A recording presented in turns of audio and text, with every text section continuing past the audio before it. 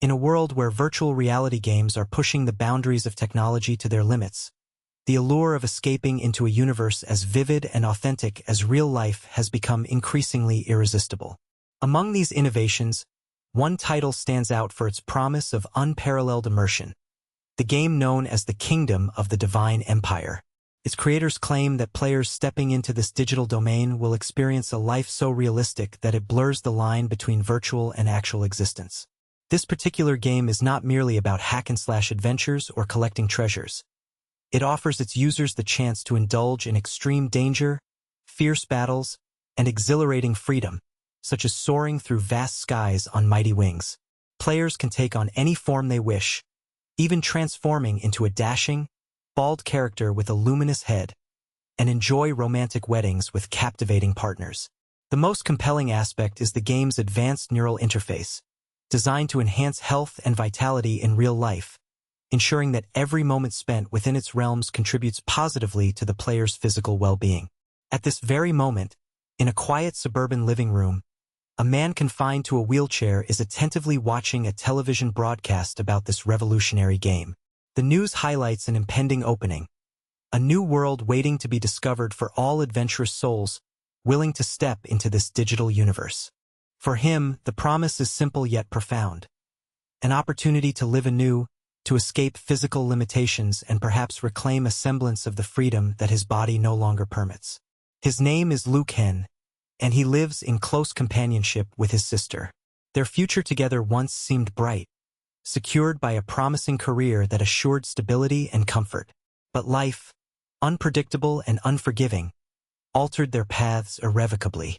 A devastating accident left Luke Hen immobilized and scarred, residual marks from the trauma he endured. The incident was so severe that even now, he bears the faint, unmistakable mark of Mike, a symbolic reminder of that life-altering event. His sister, having exhausted her savings and even accumulating debt, did everything within her power to save him. But despite her efforts, circumstances left her defeated, and she was unable to walk, her body permanently damaged, her mobility compromised. Now, she shoulders the burden of caring for her brother, her prospects dimming with each passing day. The community regards her with pity, perceiving her future as solely devoted to tending and supporting someone with a disability, a fate that saps her spirit and dims her hopes. Such realities weigh heavily on Luchen's mind. The psychological toll is undeniable. He despises the thought of being a burden, of living a life confined to the shadows, dependent on others' kindness. As he contemplates his bleak prospects, a fleeting thought surfaces, a desire to disconnect from the world and abandon hope. It is at this moment that his gaze falls upon the advertisement for the very game that might offer salvation. Intrigued by tales of neural cures that could restore lost abilities, he becomes captivated by stories of individuals who, after years of paralysis or impairment, regained full mobility through advanced neural treatments embedded within the game. The promise is tantalizing. Some players, even those who once lost their ability to walk or move freely, have reported complete recovery after immersing themselves in this digital universe. Without hesitation, Luke Hen decides not to abandon his chance. Instead, he opts to give this new world a shot, to see whether these claims hold any truth. At his modest home, his sister prepares a simple meal, leaving a message explaining she will work extra hours and won't be home till late. Luke Hen, with his limited funds, has scrimped and saved to acquire a second-hand virtual reality headset. It is a humble purchase, purchased on credit and with the hope that this gamble might bring a new lease on life. His sole expectation is that this experience will not disappoint him. As he dons the equipment, a virtual assistant materializes, a fully animated digital girl who greets him warmly. She prompts him to choose a username, and he, perhaps somewhat overwhelmed, types in a moniker that reflects his current mindset, "Only I am the savage." Almost instantly, the game begins. His avatar materializes in a rugged, wilderness-like realm designated as the Mortal Kingdom, a starting point meant for adventurers eager to explore. The digital girl encourages him to seize every opportunity that awaits him in this universe. But when he examines his character, he is bewildered. His avatar bears 2 claws and wolf-like features, an appearance he did not expect. In this game, customization options are expected. Yet, his character seems to have been assigned a savage, beastly form by the system. Fuming, Liu Kang curses the system, lamenting that he was sent into the game with such a primitive, weak-looking form. His character's class is the Weak Werewolf, a creature with a faintly elevated critical hit rate, thanks to a minor bloodline trait. It is hardly an impressive start, weak, unskilled, and seemingly ill-equipped for survival. The initial perception is grim. His avatar's strength appears negligible, and he doubts his ability to stand against the monsters and players he might encounter. However, then something unexpected occurs. As he observes the avatar's movements, he realizes that, despite his limitations, his character is capable of moving his limbs as if they were his own. The sensation is astonishing, a reminder that this digital body is, in fact, a reflection of his real self. With renewed determination, he pushes himself to stand and start running. The exhilaration is palpable. He even lets out a howl, a visceral outburst that surprises him. Soon, he notices a commotion nearby. A group of players and NPCs appears to be on high alert. Some within the community whisper of a dangerous wild beast prowling the area. Curious and cautious, Liu Kang's avatar charges towards the noise, instinctively ready for combat. The surrounding players notice the wolf-like figure and immediately mark him as a threat.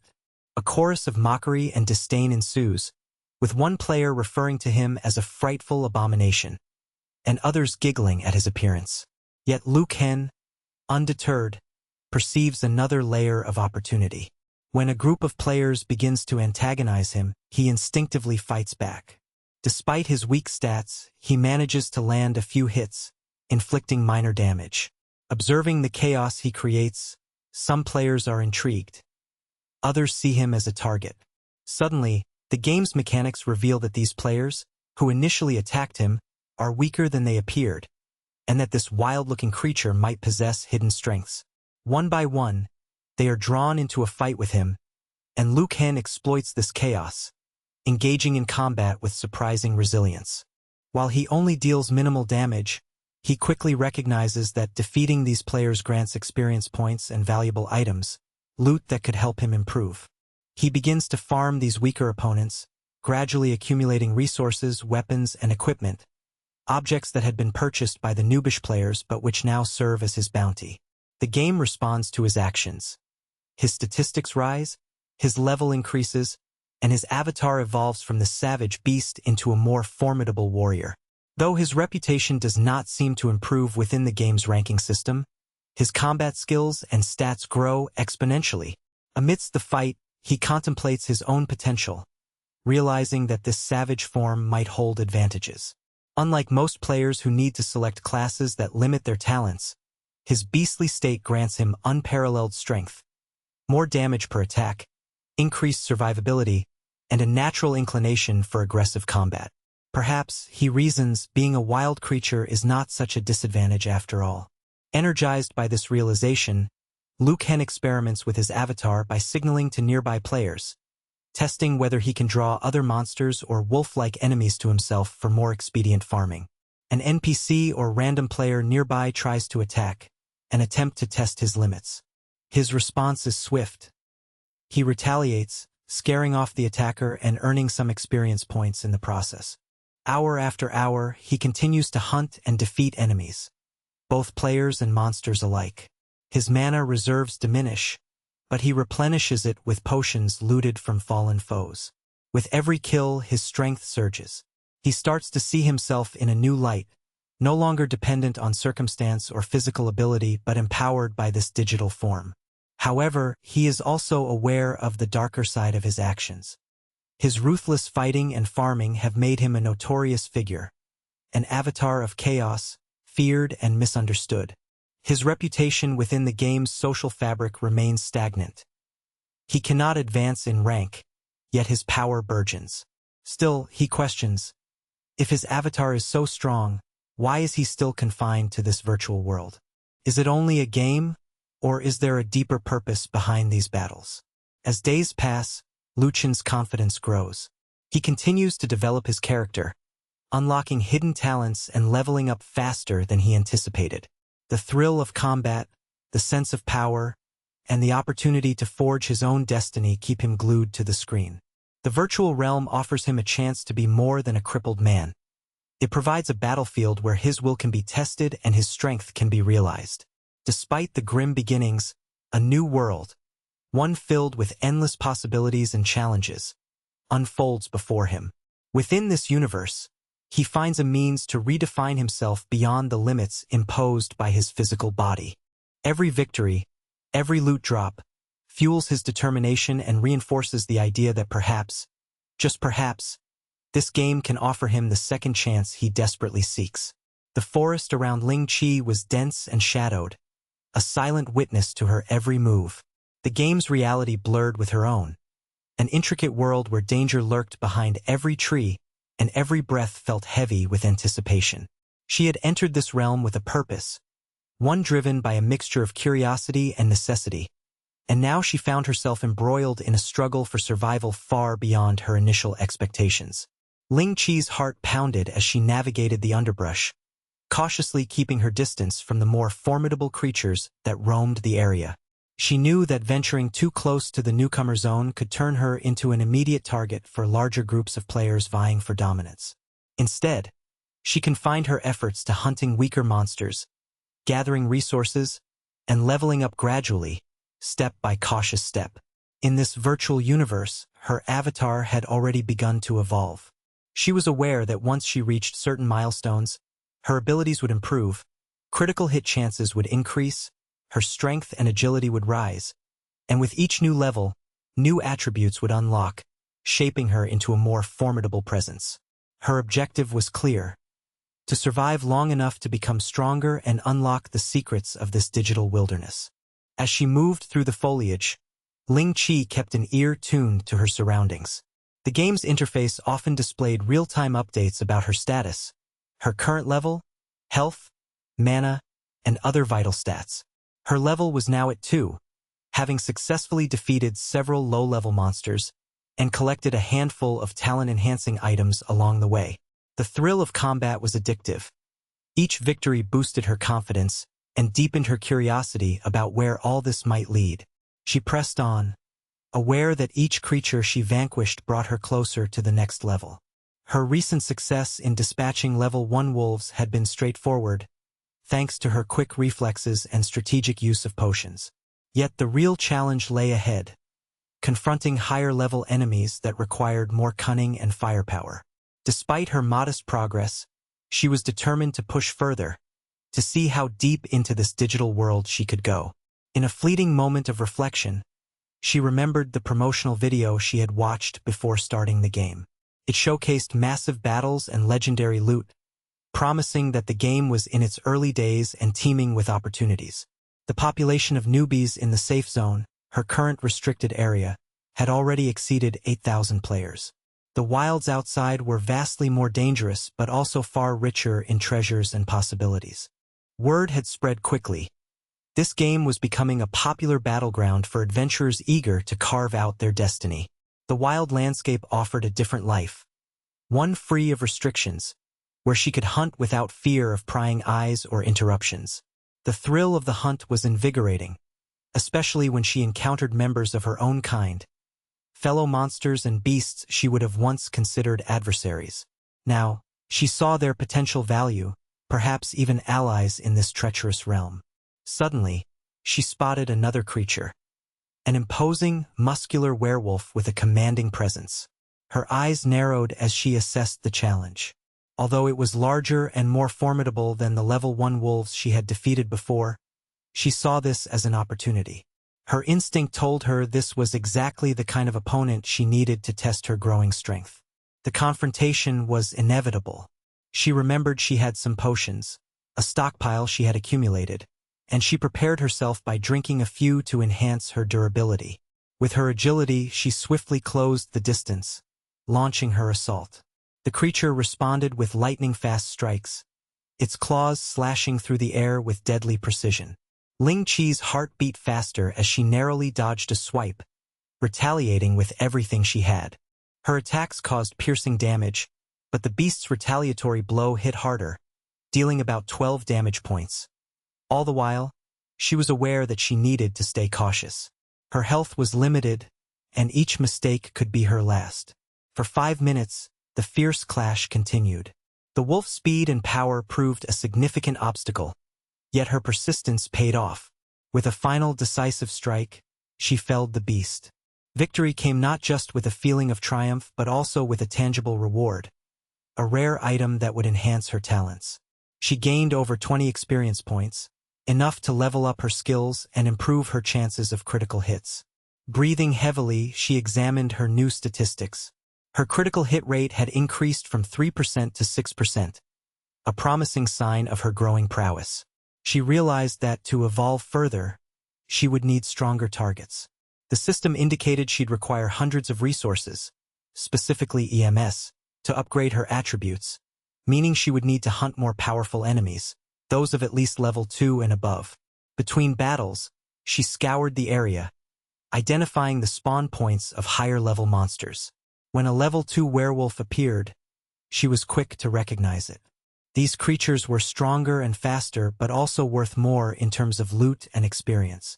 Her eyes narrowed as she prepared for another fight, yet she remained confident.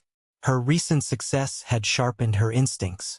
She charged at the second beast, weapons ready. The fight was intense but brief.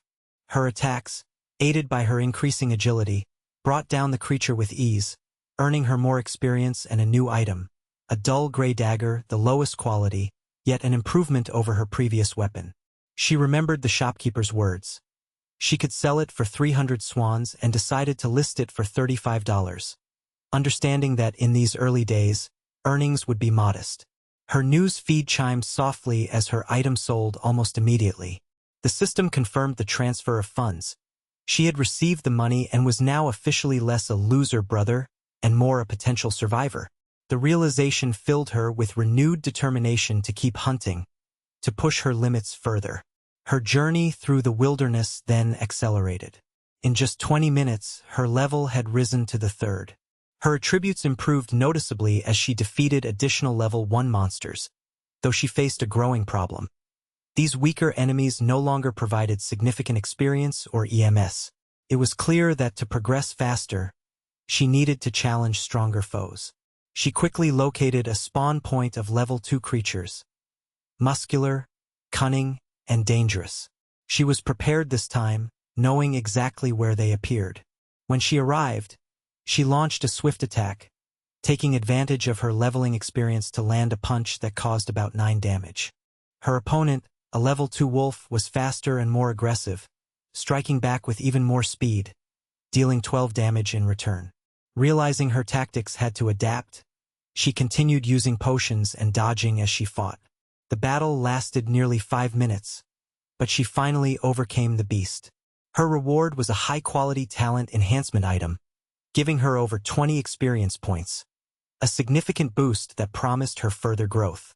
She examined her stats after the fight.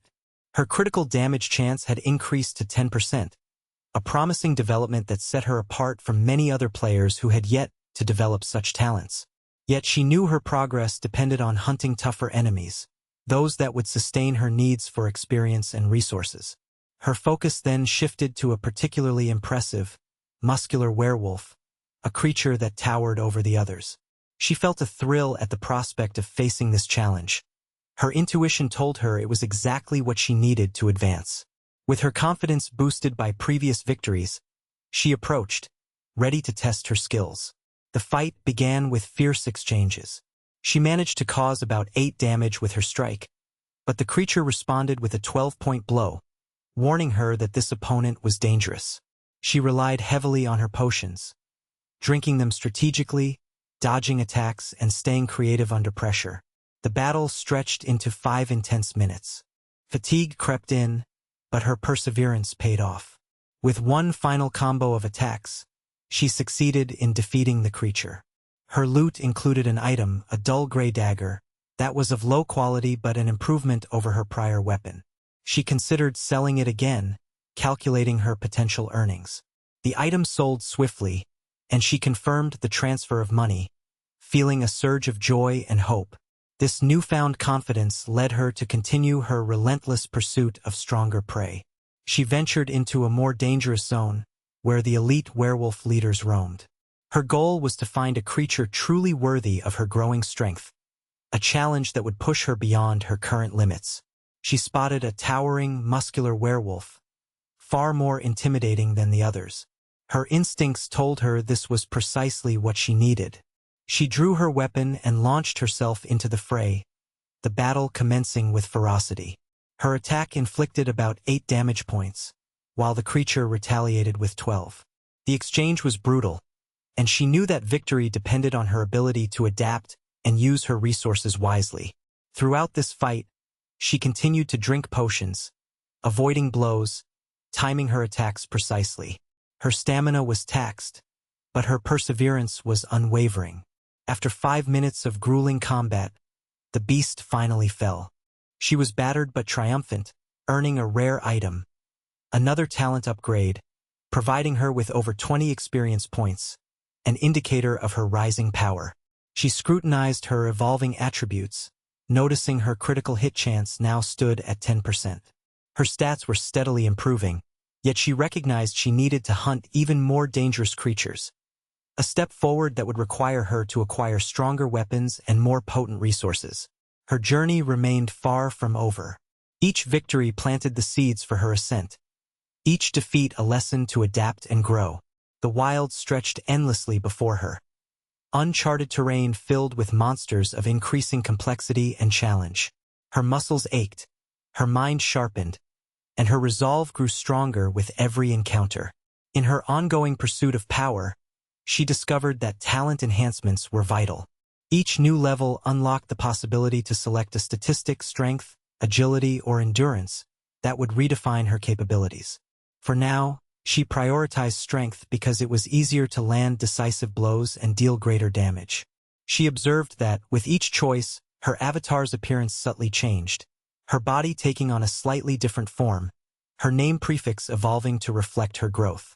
Her journey was a testament to relentless determination. Every monster she felled, every item she acquired, and every level she gained propelled her further into this digital wilderness. She was no longer merely a player. She was becoming a force to be reckoned with, a creature forged in the inferno of combat and survival. Yet, as she delved deeper into the game's secrets, she knew the most formidable challenges awaited. The higher-level monsters were cunning and dangerous, requiring more than just brute strength. They demanded strategy, patience, and an unyielding spirit.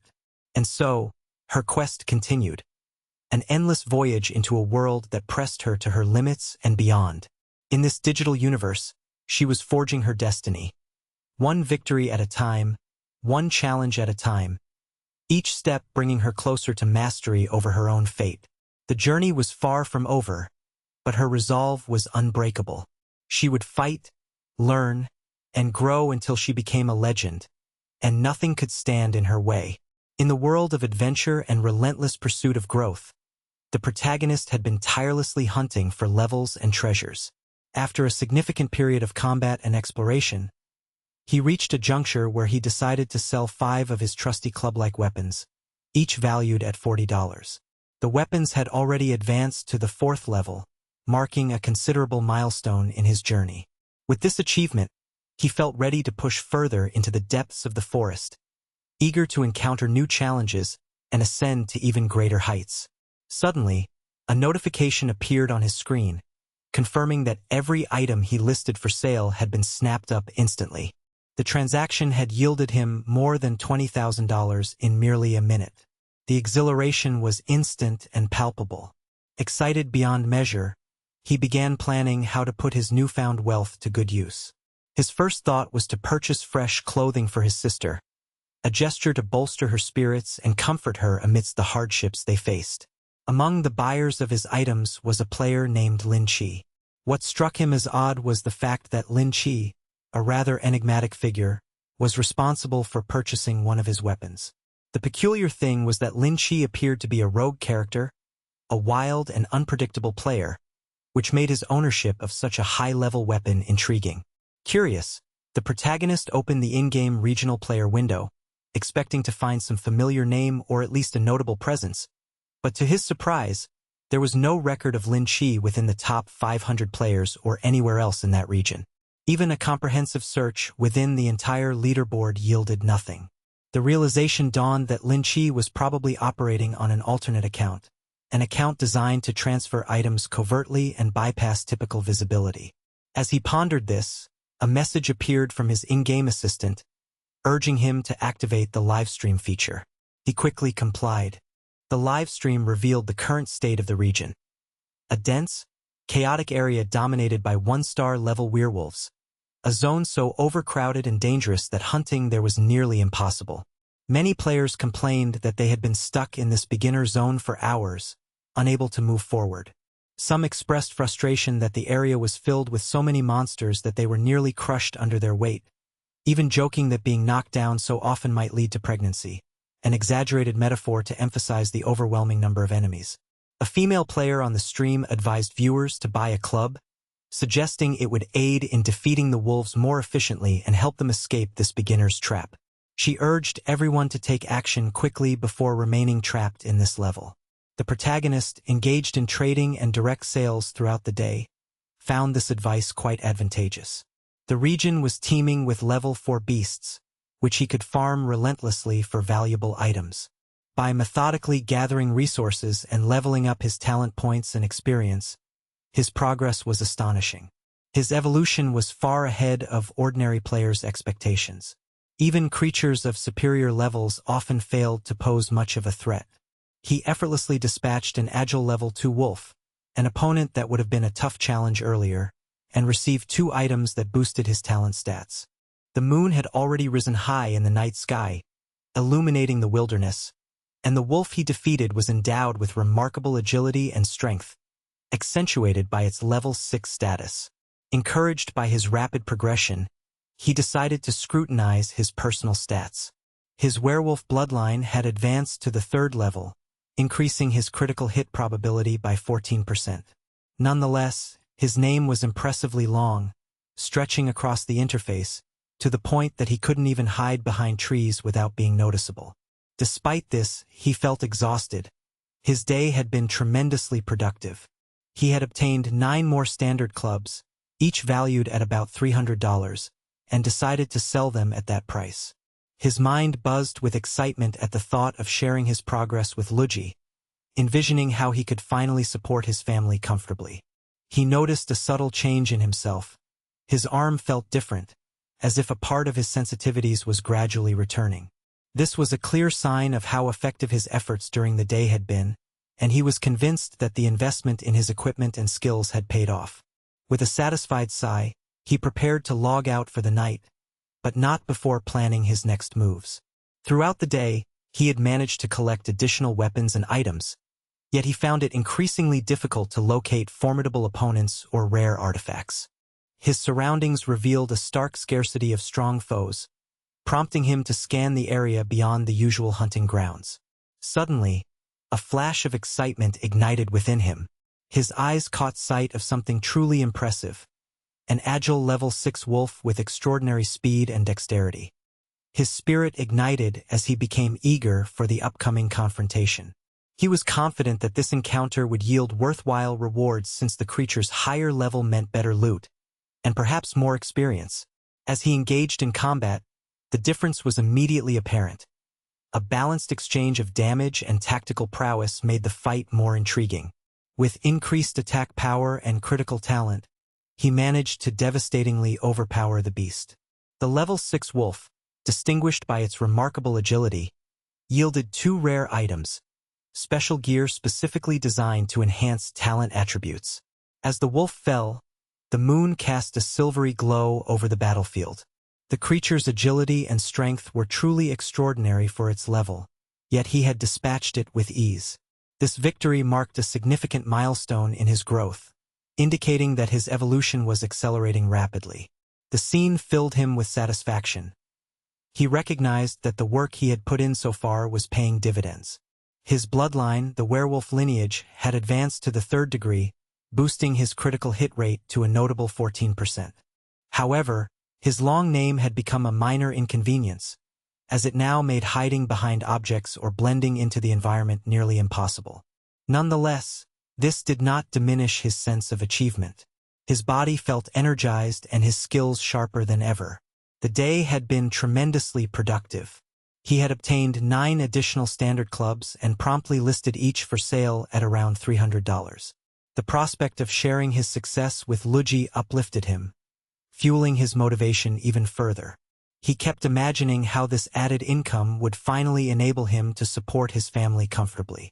As he reflected, he noticed a subtle but notable change in himself. The sensation in his arm was different, as if parts of his sensorial awareness were gradually returning. A sense of accomplishment washed over him, convinced that his investments and efforts were well worth it. In the evening, the quiet household was filled with a mixture of exhaustion and pride. His sister, having worked late into the night, finally entered, visibly tired but joyful. She had been gone for a while, and upon returning, she shared that she had earned a significant sum of money.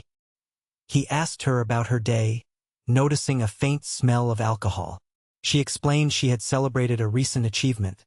Her company was merging with a much larger enterprise, the Imperial Realm of the Gods. She had been appointed as the head of a department and was promised a substantial increase in her earnings. She sat down on his lap, affectionately, as he gently told her to ease up. She was acting a little crazy. The green pass, a symbol of their bond, appeared again, reminding him of the close, yet complicated relationship they shared. He emphasized the importance of mutual care, even if circumstances sometimes made things confusing or difficult. She responded that she didn't care about the rules, having decided to protect him forever. The words hung in the air, heavy with emotion. He was left feeling conflicted. Her actions, perhaps driven by alcohol or fatigue, seemed sometimes intrusive or overbearing. She was now immersed in their shared universe, convinced that the video game and its burgeoning economy would make them all rich someday. She believed that by being involved in this project, she could secure a brighter future not just for herself but also for her brother. With her support, perhaps they could overcome many obstacles. Luen tried to explain that he was doing well in the game and that she might not need to overexert herself, but she was already asleep, caught in the haze of her celebration. His mind raced with possibilities. Maybe if she played the game alongside him, they could share not just joy but also secret knowledge about the hidden mechanics or rare items. Secrets that only insiders knew. The thought thrilled him, promising a new level of closeness, a deeper understanding that might unlock even greater opportunities ahead. The following morning, he awoke to a message from her, informing him she had left early. She seemed determined, eager to seize the day. He remembered how much he had grown overnight, so much progress, both in the game and in his confidence. Stepping into the virtual realm, he felt a wave of motivation boost him further. His recent earnings had exceeded $500 during the night, a testament to his relentless efforts. Meanwhile, Lin Chi, a prominent figure streaming live, was sharing his perspective on the game's difficulty. He explained that only players at level 3 had managed to advance past the initial stages, as most of the more experienced folks had already reached level 5. Lin Chi's own progress was slow but steady, emphasizing that perseverance was key. Despite the odds, he believed that dedication would ultimately lead to success, especially with powerful weapons like the club that had recently become available. The stream attracted viewers who eagerly discussed strategies and potential sales. Some believed that the weapons and items they acquired could fetch astronomical sums, perhaps even $1 million, if sold through the right channels. The community was filled with speculation, skepticism, and hope, each person sharing their own insights and predictions. In the midst of this chaos, the protagonist remained focused on his own path, knowing that the key lay in adapting and making savvy decisions. As the days went by, he continued farming the wilderness, capturing rare monsters, and refining his equipment. His goal was clear: reach the pinnacle of power. Yet, challenges persisted. Stronger foes appeared less frequently, and the hunt for elite items grew more complex. Nevertheless, each victory fueled his determination. The encounter with the level 6 wolf proved to him that progress was possible, that the effort was worthwhile. The loot earned from such battles further strengthened his arsenal and his confidence. In the vast, dangerous regions of the game, moments of thrill and danger intertwined seamlessly. Every encounter, every loot drop, and every decision brought him closer to mastery. His bloodline grew stronger, unlocking new abilities and increasing his critical chance. The long, elaborate name persisted, a badge of honor that reflected his journey, one that was marked by relentless pursuit and unyielding resolve. As evening fell, he collected more clubs, sold each at about $300, and imagined how these earnings could finally mean stability and support for his loved ones. His vision was clear: build a better future through skill, perseverance, and a bit of luck. All the while, his connection with his sister and the hope for a brighter tomorrow kept him motivated. He felt a subtle shift in himself, a new sense of awareness returning, as if his senses were awakening from a long slumber. His body was infused with newfound vitality, and his mind was sharper than ever. The days of relentless grinding had begun to pay off, and the horizon stretched endlessly before him. Each step, from battling monsters to selling weapons, was part of a grander plan that promised prosperity, strength, and new opportunities. And so, he pressed on into the night, driven by the promise of growth and the hope that soon, all their sacrifices would be rewarded. The adventure was far from over, and every new dawn brought with it the possibility of discovery, wealth, and victory beyond what he had ever imagined. In the vibrant world of the game, a player was involved in a critical exchange that hinted at alliances and secrets hidden behind the virtual curtain. The individual who was selling those weapons, or rather those rare weapons known as clavas, was likely someone from the beta testing phase, someone familiar with the deeper mechanics of the game, someone who knew the secrets that most players hadn't yet unlocked. Lucan, a keen observer, considered that this seller might be a close confidant or perhaps an insider, judging by the level of the items being auctioned. He thought that the seller was exceedingly friendly and that perhaps some form of compensation was in order. After all, it was the seller's own actions that caused the volume of sales to surge. Witnessing a live broadcast, Lucan was moved to send a modest donation of 66 yen as a token of appreciation. When the seller noticed this contribution, her eyes widened with surprise. She realized that the player who had been speaking about her during the stream was indeed watching her live session. A faint smile played across her lips. She understood that her presence was not unnoticed. This awareness added a new depth to her already influential position within the game's ecosystem. Meanwhile, our protagonist continued his relentless pursuit of the wolf species, a task that had become almost routine for him. Over time, he had evolved into a formidable level 7 jackal, his talents increasingly refined and exceptional. His progression was remarkable, yet he was also aware that his name was becoming longer, more complex with each update. He started to worry that soon, his name might be visible from 800 meters away, revealing his position to any nearby foes. The danger looming ahead was clear. An elite creature, wielding an imposing name that struck fear into the hearts of many players, caught his eye. The creature was none other than the leader of the Jackal Men, known as Zakas. The problem was that Zakas was not alone. He was accompanied by 10 other elite monsters, a formidable force that the young hunter knew he could not defeat alone. In a flash of strategic thinking, Lucan began contemplating his options. His only assets at this moment were 17 wands stored in his inventory, all of which seemed useless against such a powerful group. Suddenly, he remembered a detail, something he had seen in the reputation store that could turn the tide in his favor. It was a recruitment shield, an item that allowed the summoning of a creature to aid him. The rules for summoning were clear. He could invoke a creature weaker than himself, and while killing it did not grant experience to the summoner, the shield itself would be recovered afterward. To activate the shield, he needed to win a one-on-one duel against the summoned creature, defeating it without interference.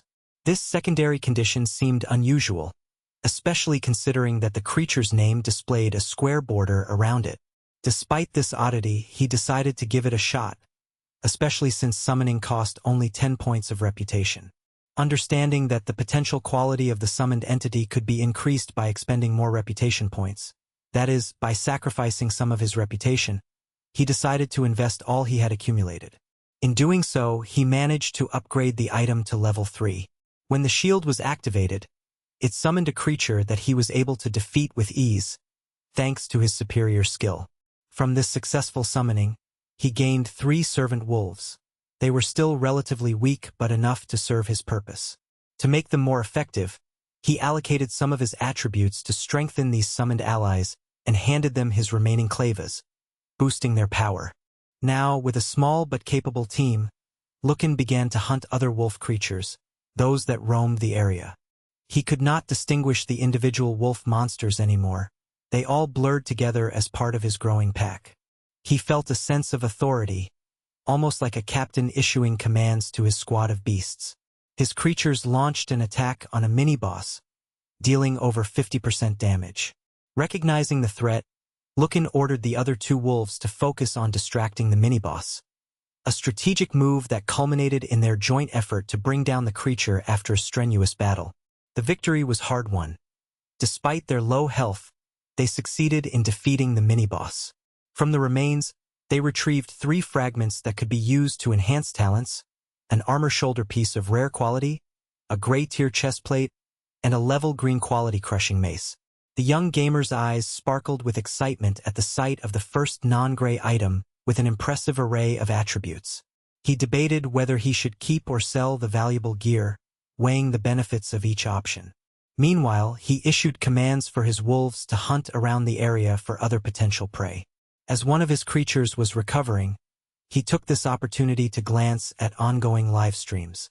Ling Chi, a prominent figure, was discussing how reaching level 10 and unlocking professions would make the game even more engaging. The idea excited him, and he pondered the possibility of forming a guild, a collective that could recruit more members and accelerate their leveling process. Several groups already bore the names of famous corporations, a testament to how popular and competitive the game had become. Lucan thought to himself that this game was growing more incredible with each passing hour. After approximately 8 hours, someone was attempting to wake him up. It dawned on him that the wolf he had slain in his last fight had resurrected after exactly 8 hours. An unsettling realization. The time had come for him to prepare adequately, to acquire new equipment, and face whatever monstrous threat awaited him. He checked his level 80, pondering whether his companions had been hunting during his sleep. He questioned if they had been keeping watch while he rested. Equipping himself with all the gear he had gathered, he concluded that the threat level of his enemies had significantly decreased. He recognized that the monster he had previously faced was now defeated. The ordeal had been much easier than he had anticipated. Moreover, he had accumulated several items that could be useful, including 12 of healing potions, which were in the process of being transferred from the inventory. Despite the rising level of his peers, which caused the value of certain items to diminish, he knew he could still profit handsomely by selling them at the right time. He pondered the price at which he should list his level 5 green mace in the marketplace. Quickly, he posted it for sale and received a notification confirming its purchase. Satisfied with the profit potential, he sent his team back to continue hunting. While reviewing the game's forum, he noticed discussions starting to surface about him. Many players were curious about his identity, eager to learn who the mysterious newcomer was. A few comments speculated on the value of a green-tier item, with one player estimating it might be worth around 5,000 currency units. Others dismissed these notions, joking and offering their own guesses. Unperturbed, Lucan decided to initiate an auction, starting the bidding at 1,000 and setting a buyout price of 5,000, creating a bidding war that could yield significant gains. In the meantime, one of his allies called him over, informing him to check the shop's current listings. To his surprise, the item he had just sold was from the same individual he had encountered earlier. Recognizing an opportunity, the game's assistant suggested that he might consider adding this person as a friend, which could be advantageous for future dealings. Ling Chi, still engrossed in his strategies, felt a hint of embarrassment but recognized the potential benefits. He instructed his assistant to remain vigilant, for once this player entered a live broadcast, he would attempt to send a friend request. Meanwhile, Luen was engaged in a fierce battle against wolves, the strenuous effort necessary to progress to level 2.5. After nearly 2.5 hours, he finally reached level 10. The experience required was an incredible 100,000 points, almost a staggering feat for most players. His attack had already reached a value of 60, and his health exceeded 150 points, making him more confident as he examined the fallen wolves littered across the ground. Among the bodies, he found 15 potions of healing, a small but vital treasure. He noticed a series of potions heading toward the bushes nearby. He paid them no mind, trusting his instincts. However, as he kept watch, he saw an unusual movement. More potions, a sign that enemies might be lurking. The scene was tense, and he prepared himself for imminent danger, knowing that every second counted and that the next challenge could appear at any moment. The game world was alive with chaos and opportunity, and every decision could mean the difference between victory and defeat. His journey was far from over, and each new encounter only added to the thrill of this immersive virtual universe. In the ever-shifting landscape of the virtual realm, our protagonist embarked on a journey filled with peril and discovery. Despite his humble beginnings and the myriad challenges ahead, he was determined to carve out his place in this digital universe, seeking strength, wealth, and recognition. His story unfolds amid encounters with formidable foes, alliances forged in battle, and moments of introspection that reveal his evolving character. It all started during a routine quest, one driven by greed and the hope of substantial gains. The purpose was clear: to hunt valuable monsters and accumulate riches. As he moved through the dense landscape, he observed other players, enthusiastic yet overconfident, believing they could easily conquer the next big boss. These players, armed with elaborate armor and formidable weapons, approached their target with high hopes. One of them, overestimating his strength, warned others to be wary of the creature's defenses, particularly the sturdy armor on its shoulders and its deadly weapon, which was said to be immensely powerful. Our hero, quietly observing from his vantage point, pondered whether this creature truly qualified as a boss, noting that its appearance seemed a bit too ordinary for such a title. Nonetheless, before he could dwell further on the matter, a wave of adversaries advanced toward him, eager to claim victory and riches. They shouted about how their combined efforts would surely lead to a hefty reward. The young woman among them, always polite and composed, questioned whether the boss was truly prepared for battle, to which the leader confidently affirmed. He believed that even a savage beast was within their reach, and he rallied the group to attack without hesitation. The first strike was swift. The boss, standing tall, received a blow to the head, reducing its health points by a small fraction. The beast appeared momentarily stunned, despite its formidable aura, and the unexpected blow left the group confused. Their collective thoughts turned to their stamina and resources, questioning how many hits would be needed to bring the creature down. A girl named Ryu, known for her calm demeanor, urged her comrades to relax, reminding them that they possessed a multitude of potions. Each potion was capable of restoring a small amount of health, roughly 10 points, over a span of 10 seconds. The plan was to keep attacking while healing gradually, sending forward the strongest member whose health was full, hoping that the relentless assault would eventually succeed. Yet, as the fight ensued, the beast retaliated fiercely, dislodging the group with powerful blows and forcing them to retreat momentarily. Despite their efforts to strategize, the monster dispatched with relentless vigor. It had accumulated an astonishing number of potions, mainly obtained from the girl Ryu, further emphasizing its resilience. The gang, now battered and exhausted, realized they faced a foe tougher than anticipated. They understood that brute force alone might not suffice. Perhaps they needed to reconsider their approach or find a way to exploit its weaknesses. Meanwhile, the scene shifted from the chaos of the battle to a sleek, high-tech corporate environment. The scene now focused on a virtual gaming company called Hangchen Technology, where a group of executives and players seemed engaged in the same digital battles. Interestingly, they had been participating in the game, investing real money hoping for gains. However, their efforts had been thwarted by the formidable Wolf, a nickname for the player known as the Solitary Savage. The company's boss, a visionary leader, urged his team not to lose hope. His perspective was clear: They needed to strengthen their characters, upgrade their equipment, and then return to fight again. His curiosity was piqued by the mysterious savagery of this lone wolf who had defeated a powerful boss that had slaughtered countless players. The urge to understand how this wild player had managed to overcome such formidable enemies burned within him, despite the headache from the multitude of notifications flooding his mind. Still, he felt exhilaration. His in-game bank account had surpassed the sum of $3,500, and he was receiving numerous emails from players eager to join his guild or sell invaluable items. He responded dismissively to all such solicitations, rejecting friend requests and promising to send messages when selling items. Closing his trading window, he refocused on leveling up. Over the course of 8 hours, he had managed to reach level 10 and obtained a set of 28 iron daggers. His reputation as a monster had soared to 38, but he was still unable to enhance his bloodline, the lineage that defined his blood purity and powers.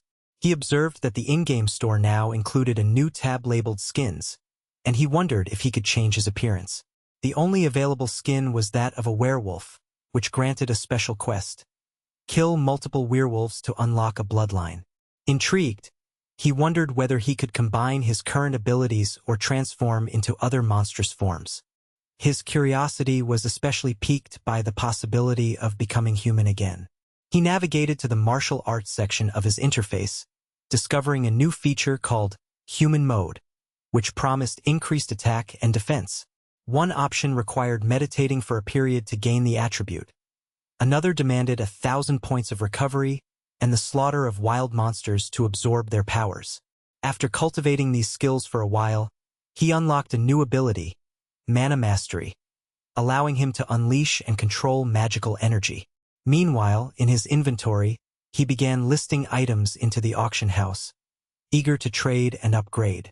The girls, exhausted from their efforts, knew it would take a significant amount of time to reach level 7. Just then, a notification appeared. The last wild player had entered a live stream with the username 9527. They all watched as the broadcast announced a giveaway, selecting a random viewer, 9527, as the winner. The winner was stunned, hardly believing his good fortune. When the streamer sent a friend request to hand over the prize item, he hesitated, insisting the gift be given to a fan instead.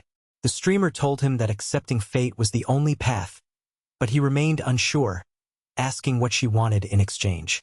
She replied simply that she wanted a photo of him wielding the dagger, a picture that, to him, seemed both absurd and intimidating.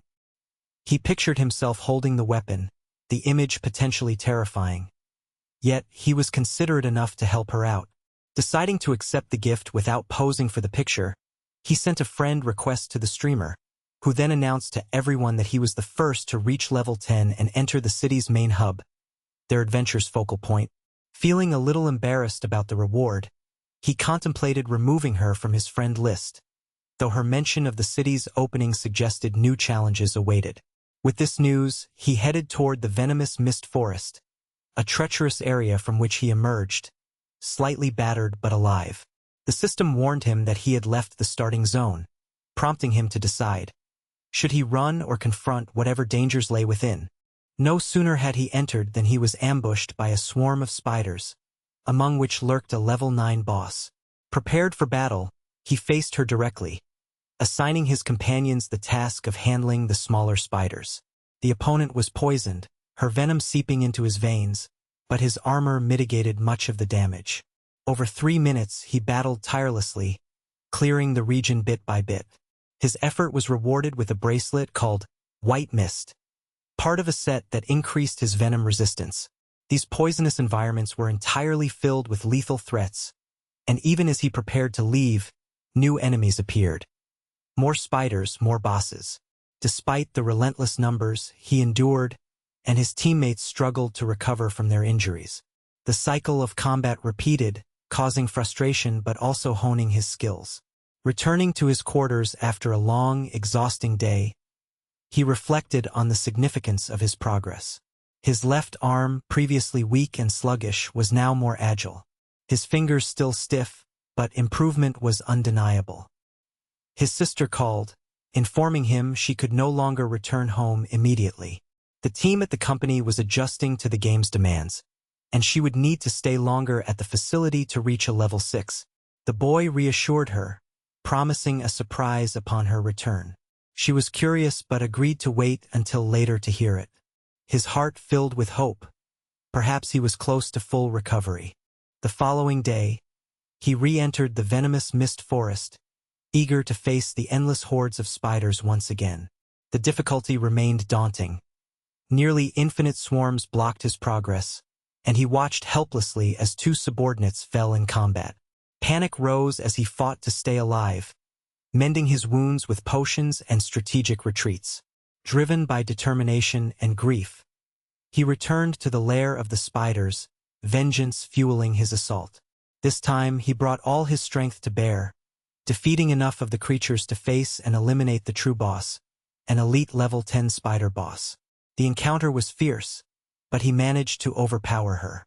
Triumphantly, he received a reward, a set of powerful items, including venom-resistant gloves and a collar, all of which he equipped eagerly. His appearance became more imposing, confident that these enhancements made his farming of elite monsters easier.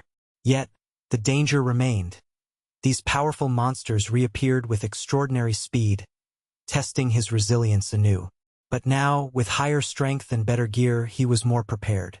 His attacks grew more precise, his damage output increased, and his chances of victory improved. As he continued to slay more spiders, his skill and talent grew. His critical hit chance rose to nearly 20%, a testament to his relentless efforts. Over 1,000 spiders slain, he unlocked a new talent, Venom Infusion. All of his attacks started dealing damage over time, reducing health points by 1% each second for 5 seconds. Recognizing its value against high-health enemies, he upgraded this talent, spending reputation points to level 3. With each enhancement, his power increased, making him an even more formidable hunter in this dangerous world. And his story was just beginning to unfold amidst the endless battles and enigmatic mysteries of the game universe. In the midst of his journey through the virtual realm, Lin Chi found himself pondering the strange transformations and evolving challenges that each day brought. It was a world where the boundaries between reality and fantasy blurred, where survival hinged on wit, skill, and a touch of luck. Today, however, things had taken a bizarre turn. His character, once fully human, now bore a grotesque hybrid form, a nightmare stitched together from half-wolf and half-spider, a monstrous amalgamation that looked oddly unsettling. Despite the grotesque appearance, this hybrid form granted him remarkable agility. Lin Chi's movements were sharper, faster, more fluid than they had been earlier. Yet, deep inside, he knew appearances mattered little. What he truly needed was a cosmetic skin, a visual upgrade, to mask this ridiculous facade and restore some semblance of normalcy to his avatar. The day had been productive, filled with battles, strategic planning, and preparation for what lay ahead. Now, as dusk approached and the virtual sun dipped beyond the horizon, Lin Chi decided it was time to leave the dangerous zone. He was eager to escape the chaos, to bring his focus back to his main objective. Meanwhile, his fellow players, those dedicated to acquiring items, crafting weapons, and gaining experience points, had experienced a rather quiet day. Their shop inventories were sparse because Lin Chi hadn't put anything up for sale earlier. They were a little disappointed because the day's sales had been non-existent. Save for some poison resistance potions he intended to sell when more players arrived in that region. This particular zone, rich with monsters and treacherous enemies, was quite central to their survival strategy. When new players reached the land of the boss, an infamous werewolf creature, trouble was inevitable. Lin Chi watched the increasing number of adventurers approaching the boss area, urging caution among his group. Despite the danger, he encouraged everyone, emphasizing that defeating the boss would make them the strongest team on the server, a feat that would etch their names into the game's history. Not long after, a secretary approached Lin Chi with urgent news. She pointed eastward, where a colossal monster was looming, claiming to have come to rescue the captives called the Zakas. The players were baffled by the monster's name, wondering why it was so enormous and why it moved with such incredible speed. They quickly scrambled to devise strategies for defending themselves, planning to use potions and weapons, some considering sneaky tactics, hoping to have a chance against this formidable foe. However, one of the players dismissed the situation with a light-hearted comment about the monster's enormous name, joking that it was amusing but probably a death sentence for anyone foolish enough to challenge it. As the monster approached, it became clear that the creature's strength was overwhelming. Its attack power was immense, and even the most cautious players watched in horror as their efforts crumbled before this behemoth. With a fierce roar, it unleashed a devastating strike. A reckless attempt to attack was met with a brutal counterattack that caused minimal damage, less than 1 point of damage, indicating how resilient it was. The two girls fighting alongside Lin Chi quickly realized that this monster possessed over 2,000 health points, rendering their current weapons and attacks ineffective. Yet, hope and determination persisted among the players. They refused to panic, reassured each other, and believed that this creature was only a formidable tank, something they could eventually overcome with patience and coordinated effort. Suddenly, their confidence waned when the monster struck a blow with one of its massive spider legs, inflicting 60 damage points and applying poison status. The damage was significant enough to cause shock among the group. Their friend, who had only 250 health points, was struck down instantly, a tragic loss in the midst of the chaos. Lin Chi watched in horror as his ally disappeared in an instant. The loss was devastating. Luen, another member of the team, yelled out in alarm, demanding to know what everyone was waiting for. The battle had turned chaotic, with chaos reigning as everyone was thrown into the air and battered by the beast's relentless attacks. Despite the danger, some players stirred with a fighting spirit, eager to keep resisting, while others knew it was time to retreat. Their courage was admirable, but it was evident that escape was their only viable option. Yet Lin Chi, determined to protect his comrades at all costs, was prepared to do whatever it took to ensure their survival.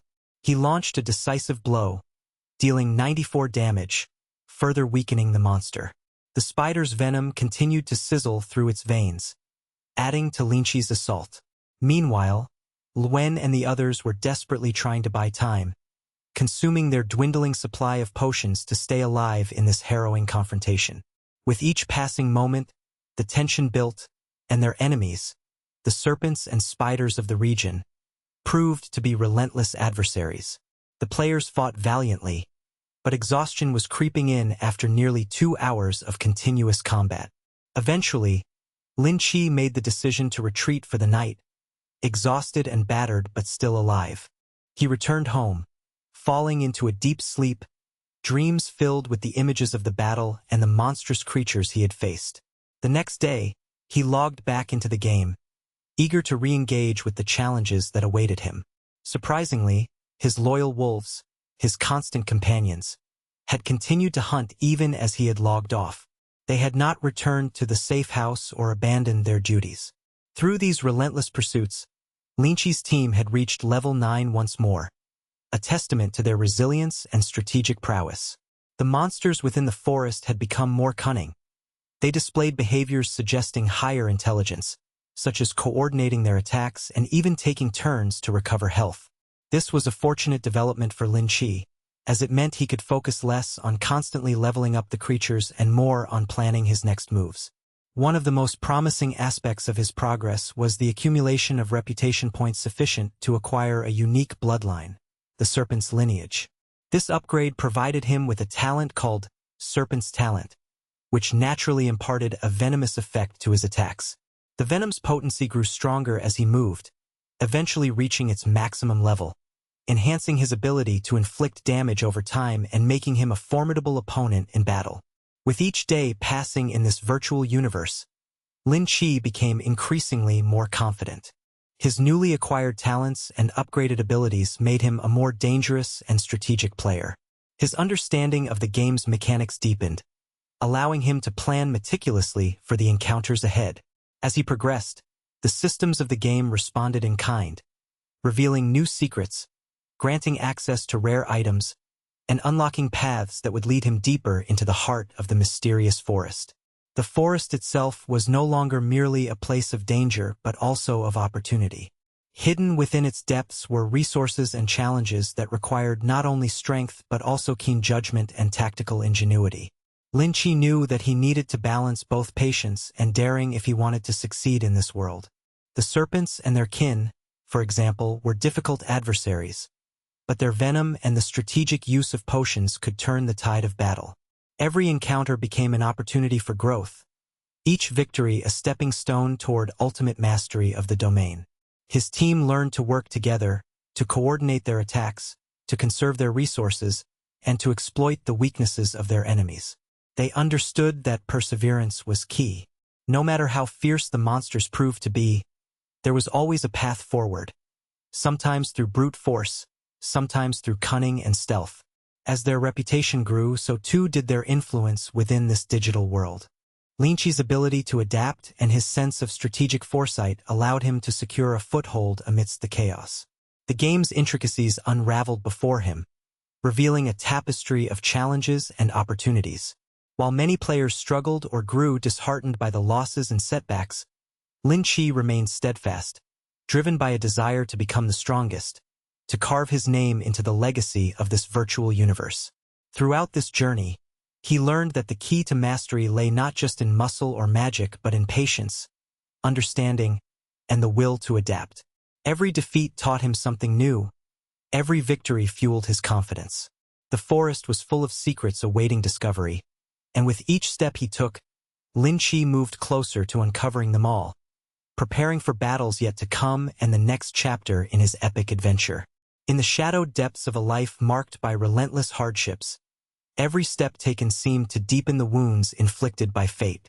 The protagonist, a figure battling against insurmountable odds, found each new challenge carving scars into his spirit. Despite the darkness that lurked around him, he refused to surrender, forging ahead with unwavering determination. Every obstacle became a test of resilience, and each victory, no matter how small, bolstered his resolve to survive in a world that often seemed hostile and indifferent. As weeks turned into months, a grim realization settled within him. His moral compass, once clear and steadfast, was gradually blurring under the weight of his experiences. He noticed a disturbing change, a creeping transformation within himself that was alarming. The line dividing his dignity from monstrosity was growing thinner, unsettling him profoundly. His reflection revealed a man gradually becoming a shadow of his former self, a being veiled in ugliness, both physically and morally. The recognition that he was spiraling down the path of the grotesque stirred a profound sense of despair. Yet, amid this internal chaos, a vital truth persisted. The only way forward was to find strength, to become stronger in the face of adversity. One pivotal moment brought new clarity. An assault from a formidable foe dealt him a significant blow, precisely 93 points of damage. The attacker's weapon applied not just one, but two deadly toxins. One toxin lingered for 5 seconds, slowly sapping vitality, while the other persisted relentlessly for a full minute, progressively increasing its destructive potency as the target moved. This dual affliction was a strategic move, designed to wear down the opponent over time, forcing him into a desperate battle of endurance. The enemy took the offensive, announcing plans to venture into the sprawling forest for a hunt. With coordinated precision, the creature and its fellow beings, a pack of wolves, continued their relentless farming, gathering resources, experience, and strength.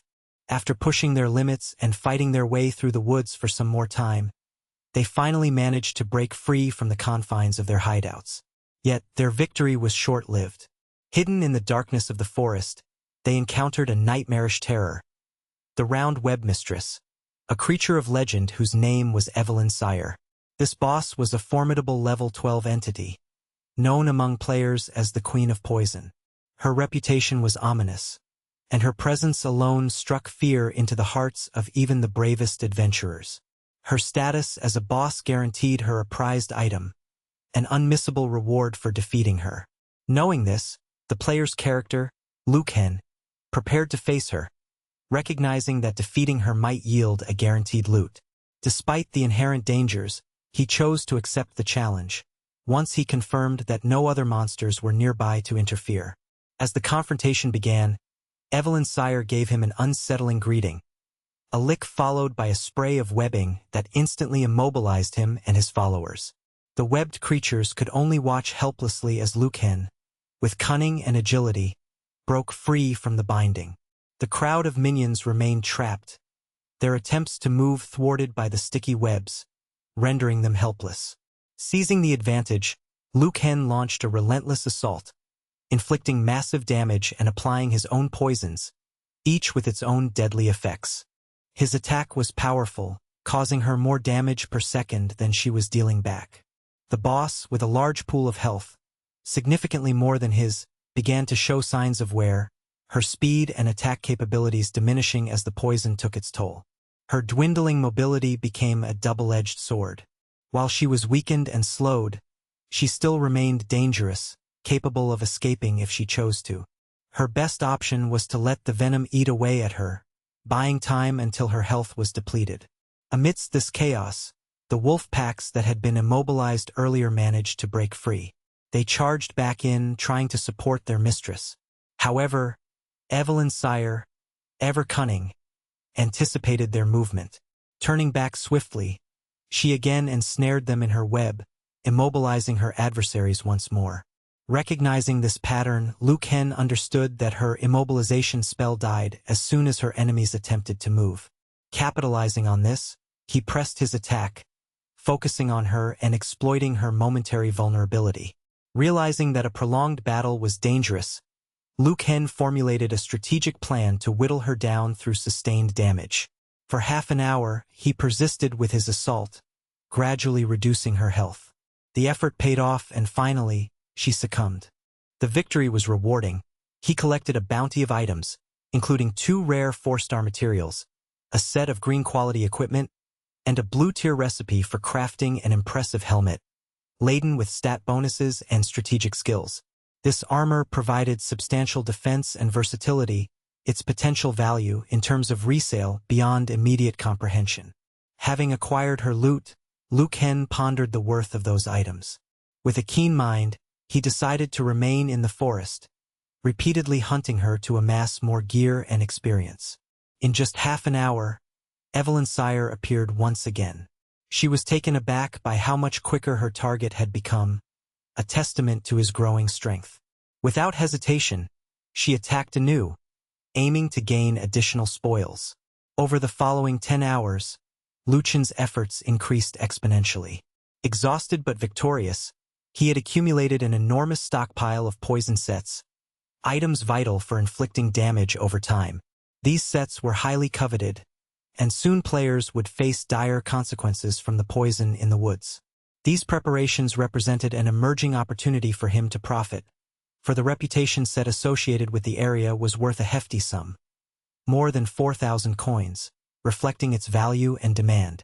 As he observed from afar, he noticed the chat filled with despair from players suffering from the relentless poison effects inflicted by the enemies in the forest. A strange silence fell about the boss. No one was discussing her anymore, suggesting that the players were still in the early phases of tackling the challenge. This implied that they were either in the first or second stage of the confrontation.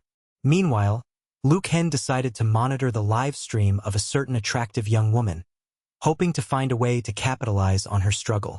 She was being ravaged by the web spiders, lamenting her inevitable death as she fought to survive, her character visibly overwhelmed and in peril. Her downfall was imminent, and she was forced back into the city after her defeat. Her commentary revealed that their team would need many healing items, specifically emergency mitigation supplies, to withstand the potent venom attacks. Yet, the precise location of such supplies remained unknown. The thought struck Lucan. He reached out to the only person who seemed to know the secrets of this game intimately. Sending a message, he inquired whether she possessed any emergency medicines, items capable of boosting resistance against the venom. As luck would have it, our protagonist was well-stocked, holding a full set of these vital items. When he told her of his inventory, she was stunned. She expressed her desire to purchase an entire set, asking how much it would cost. This revelation amazed him. The woman was surprised to learn that he possessed more than one complete set, enough to sell multiple times. To verify the truth, she asked if she could buy 3 sets. Luke Hen simply instructed her to create a trading room and send him the password. Despite her skepticism, doubting whether he truly had so many weapons or supplies, he proceeded to put the 3 complete sets into the exchange. An immediate transfer of 21,000 gold coins occurred in real time, confirming his supplies were genuine. Once equipped, she felt transformed, empowered to face the forest's dangers with new confidence. She confidently claimed that she could now survive the perilous environment with ease. From his side, Luke Hen received dozens of messages from interested buyers, some claiming they wanted to purchase the sets directly. To maximize his gains, he decided to hold an auction, trusting that bidding would push the prices even higher. To keep his identity hidden and to facilitate this process, he purchased a female avatar, setting up the auction behind a tempting, attractive appearance. 10 minutes into a live event, he equipped the female avatar, transforming into an alluring character designed to attract bids. Under this guise, he conducted the auction transparently, aiming to optimize profits, even if it seemed somewhat embarrassing or disingenuous, to achieve his goals through monetary gain. The first item up for auction was a set of the Spider Boss's gear, paired with her distinctive helmet. Bidders' interest skyrocketed as the price climbed, with the first piece eventually selling for approximately $1,400. The auction drew more attention as the third set fetched an astonishing $9,800. The crowd was stunned by the sheer volume of assets he was offering. Recognizing the opportunity to maximize profits, Luke Hen announced an immediate sale of all 3 complete sets together. Many participants eagerly submitted their bids at once. Soon, the auction's price soared to approximately 45,000 yen, an impressive sum, and a bidder boldly declared his willingness to increase the bid further, even sending a virtual kiss to express his enthusiasm. The 3 sets ultimately sold for an astounding $6,500. Subsequently, the auction was repeated with a similar format. A wealthy bidder offered around 45,000 yen more, attempting to monopolize the sale. Others responded, bidding higher to prevent any single individual from dominating the auction. This competitive bidding pushed the price to 50,000 yen, approximately $450, leaving participants on edge, as rumors circulated that the wealthy bidder was trying to control the market. In this heated environment, our young merchant Luke Hen remained calm, stating that any interested party could outbid others, encouraging everyone to go all in. As bids continued to escalate, the numbers climbed rapidly, eventually reaching about 90,000 yen, roughly $800.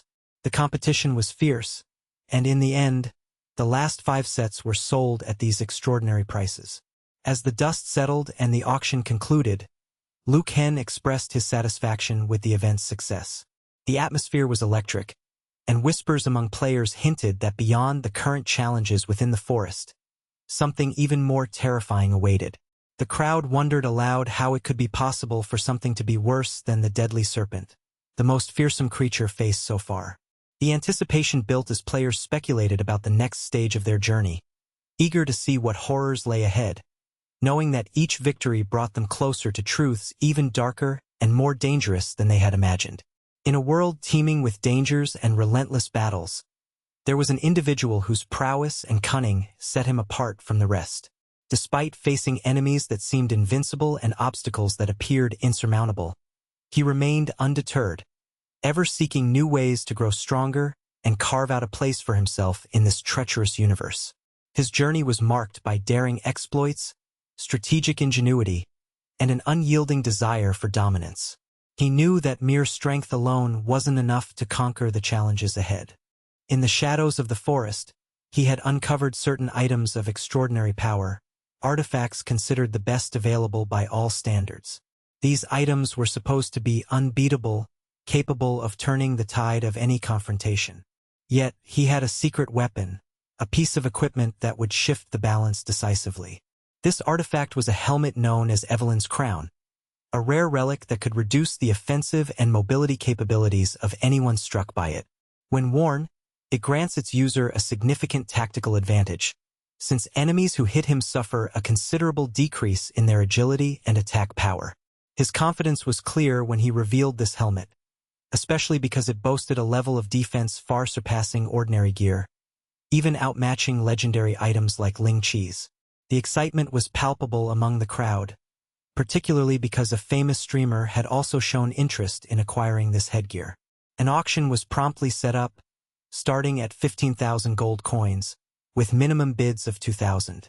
Bids escalated fast, with some jumping as high as 5,000, 7,000, until finally, a competitive bidding war pushed the price up to 8,700.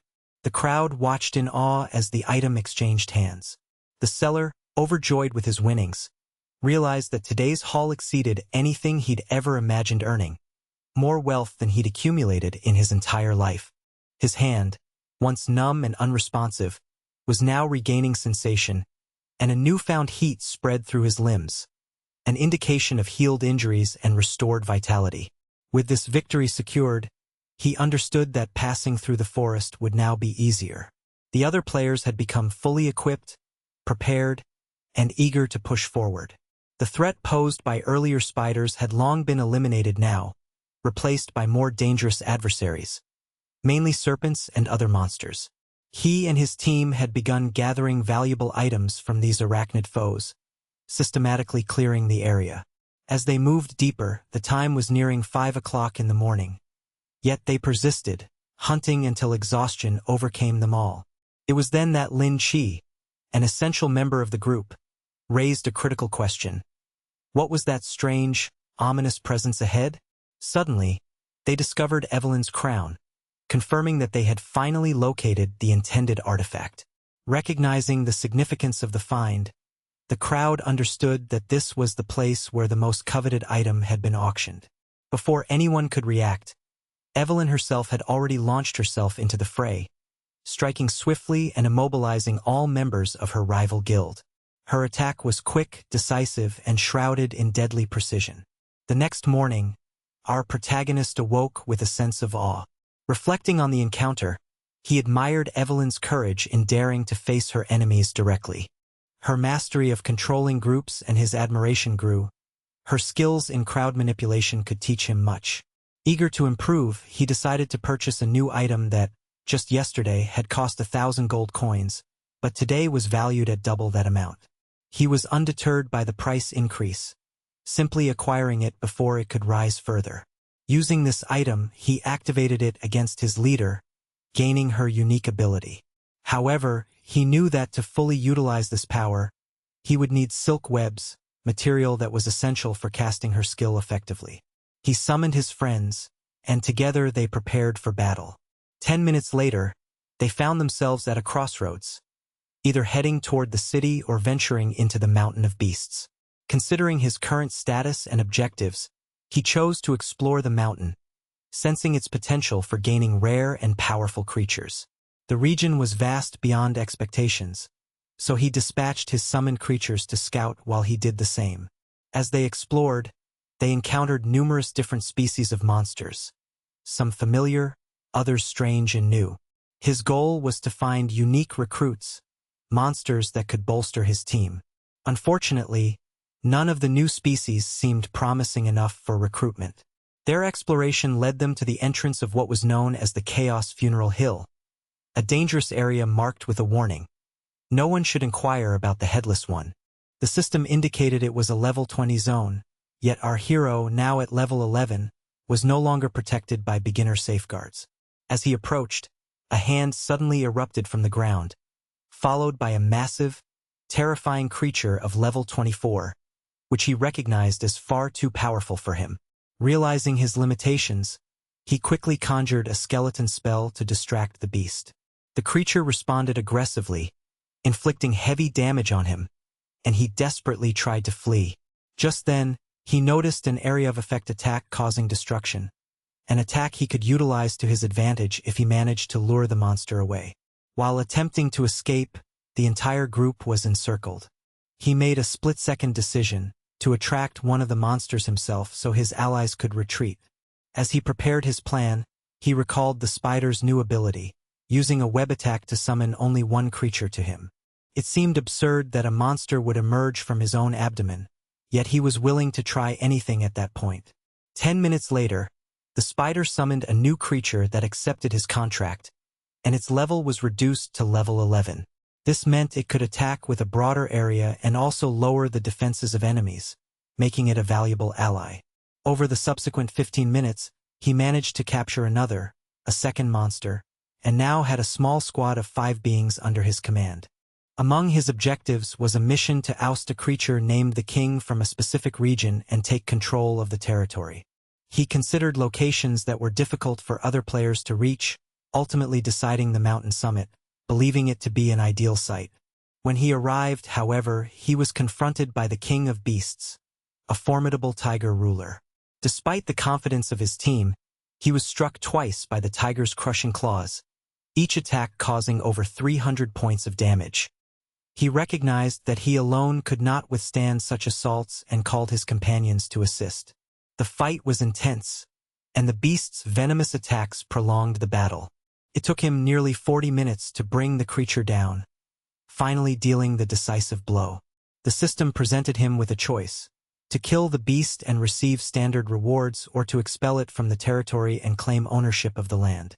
Opting for the latter, he decided to drive the beast away, which granted him the right to establish himself there. Additionally, he was tasked with clearing the summit and naming the territory, gaining a title Valiant that increased his health by 20%. Filled with a sense of accomplishment, he felt as if he was beginning to realize his dream of ruling over a domain within the game. His confidence surged as he prepared to hunt further, aiming to level up even more and acquire high-quality items from this region to maximize his gains. He finally reached level 12, unlocking the secret realm of the Moon Valley, a dungeon-like area containing numerous items and challenging bosses. Curious about its difficulty, he decided to let his summoned creatures hunt while he observed the environment. The system informed him that he could pray for items before entering, with the hope that divine favor would grant him treasures beyond expectation.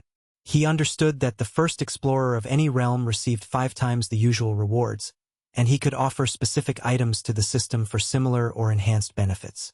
Pondering his options, he considered offering a valuable 4-star material he had obtained from the boss, hoping it would guarantee entry into the secret realm. His prayers were answered, and he was granted access. Inside, the grandeur of the place impressed him greatly. Massive giants and towering structures surrounded him. At that moment, a global notification announced that he had entered the dungeon first, earning the title of Pioneer of the Moon.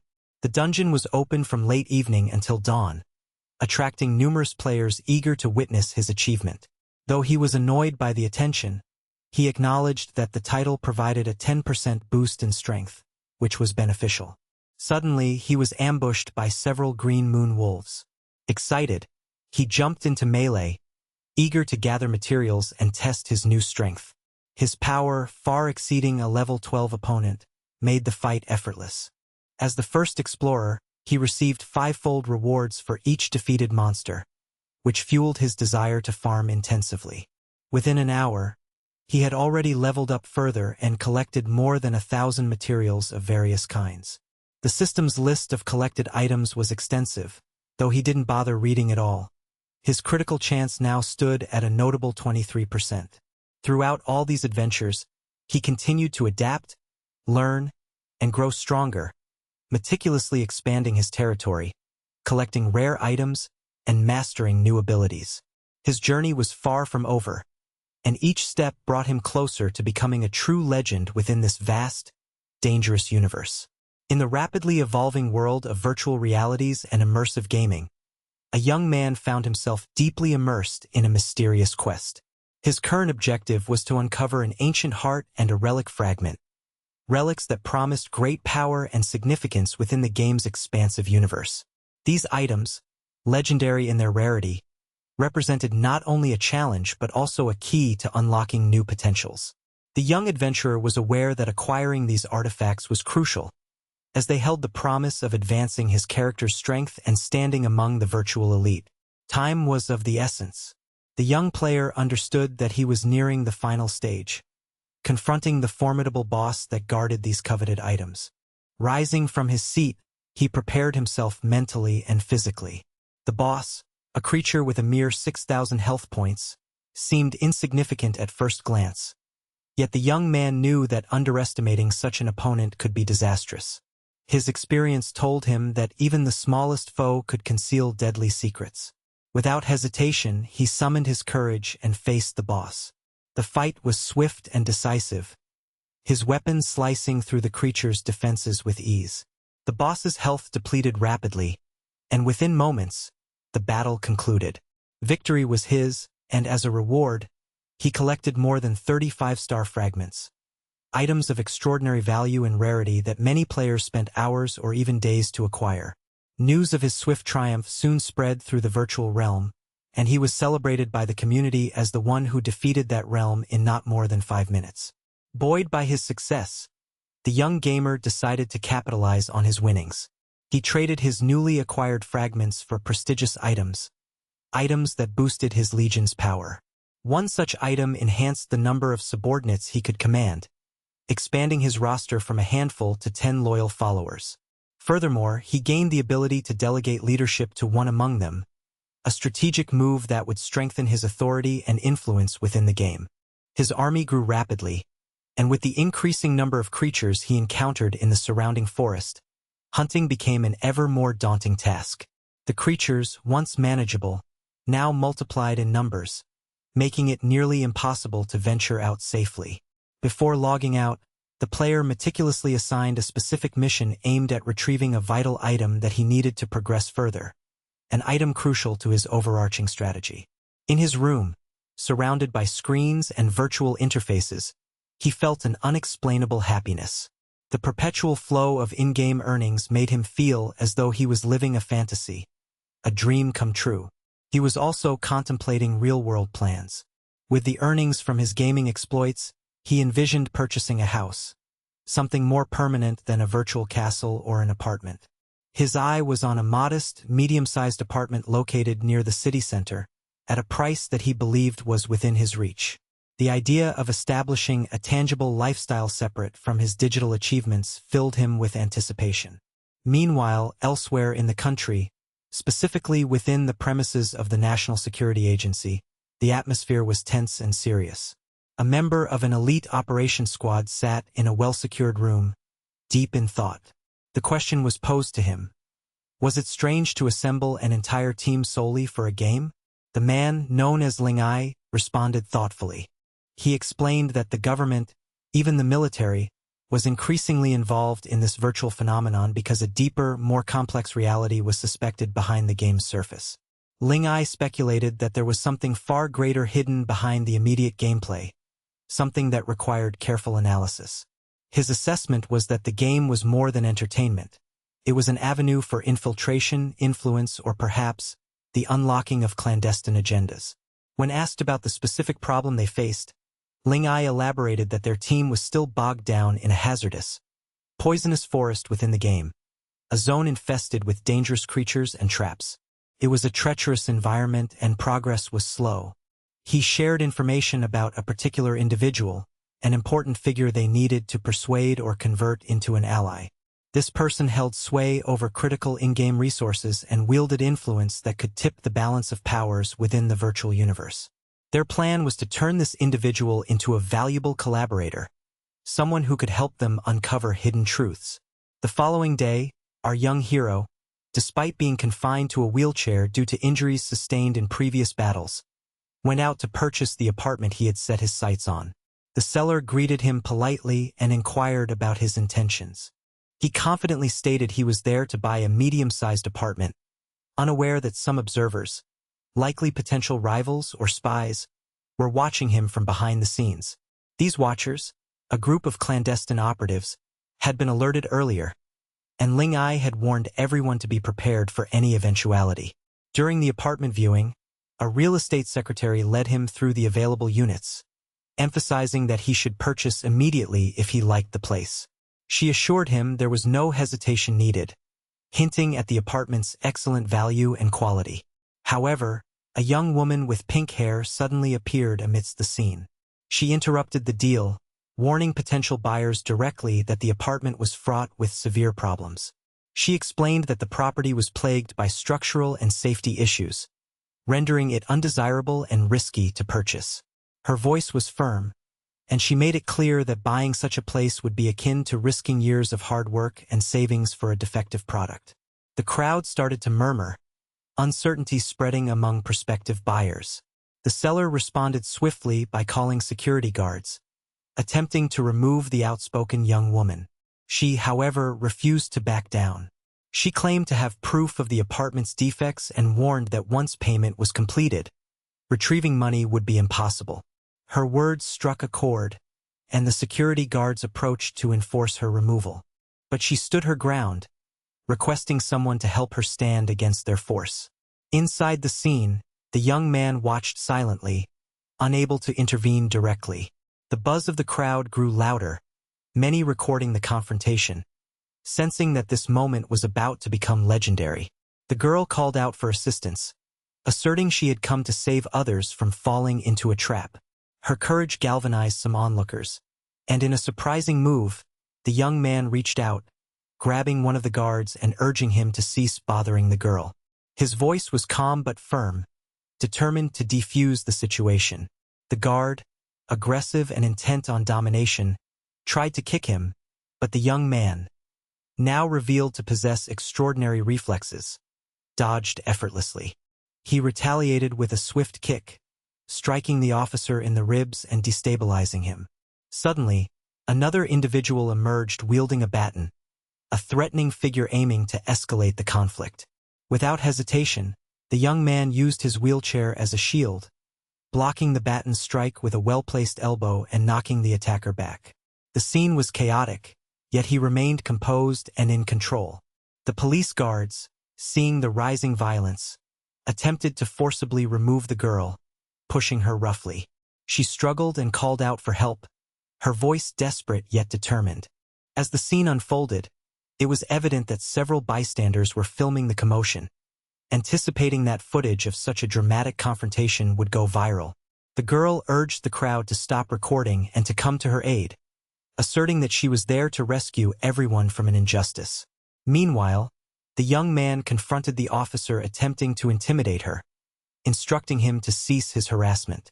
The guard responded with aggression, trying to kick him again and ordering him to stay quiet. Surprisingly, the young man displayed remarkable strength. He resisted the assault and retaliated with a calculated strike, incapacitating the guard with precision. In the ensuing chaos, another opponent, carrying a baton, appeared with hostile intent. The young man, acting with the skills of a seasoned agent, struck first. Using his wheelchair as an offensive tool, he delivered a well-placed elbow and managed to neutralize the attacker mid-strike. The police officers, witnessing his agility and strength, hesitated and then withdrew. One of them tripped over his own feet, and his partner gestured to the young man to move aside, attempting to de-escalate the conflict. Suddenly, a group of previously unseen allies arrived. They shouted "Nada pomoch, we're here to help," and swiftly began dismantling the security personnel. The chaos erupted as these reinforcements fought off the guards, rendering them subdued in moments. The crowd cheered as the intruders subdued the opposition, and the scene descended into disarray, with security dissolving amidst the melee. Ling Ai, observing from afar, felt a certain strangeness about the entire episode. Yet, he understood that the current circumstances might have significance beyond their apparent chaos. The leader of the venue, a powerful figure in the city, appeared on the scene, asking who was causing trouble within the group led by Yang. He descended into view and identified Ling Ai, signaling that he knew of him and calling him to report the disturbances. The boss, a commanding presence, scoffed confidently, claiming that no one in the city dared challenge his authority. Ling Ai calmly warned the boss that he had 10 minutes to vacate the premises before the situation escalated further. The boss laughed dismissively, asserting that they had only 1 minute to comply. His enforcers, eager to demonstrate their strength, warned carefully to avoid serious injuries as they prepared to strike.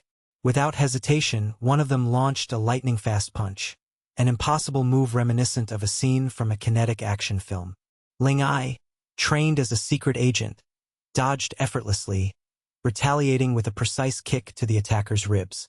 He even caught another guard mid-air, demonstrating extraordinary agility and strength. Before the boss could grasp what was happening, his followers were thrown aside, incapacitated by Ling Ai's swift and strategic attacks.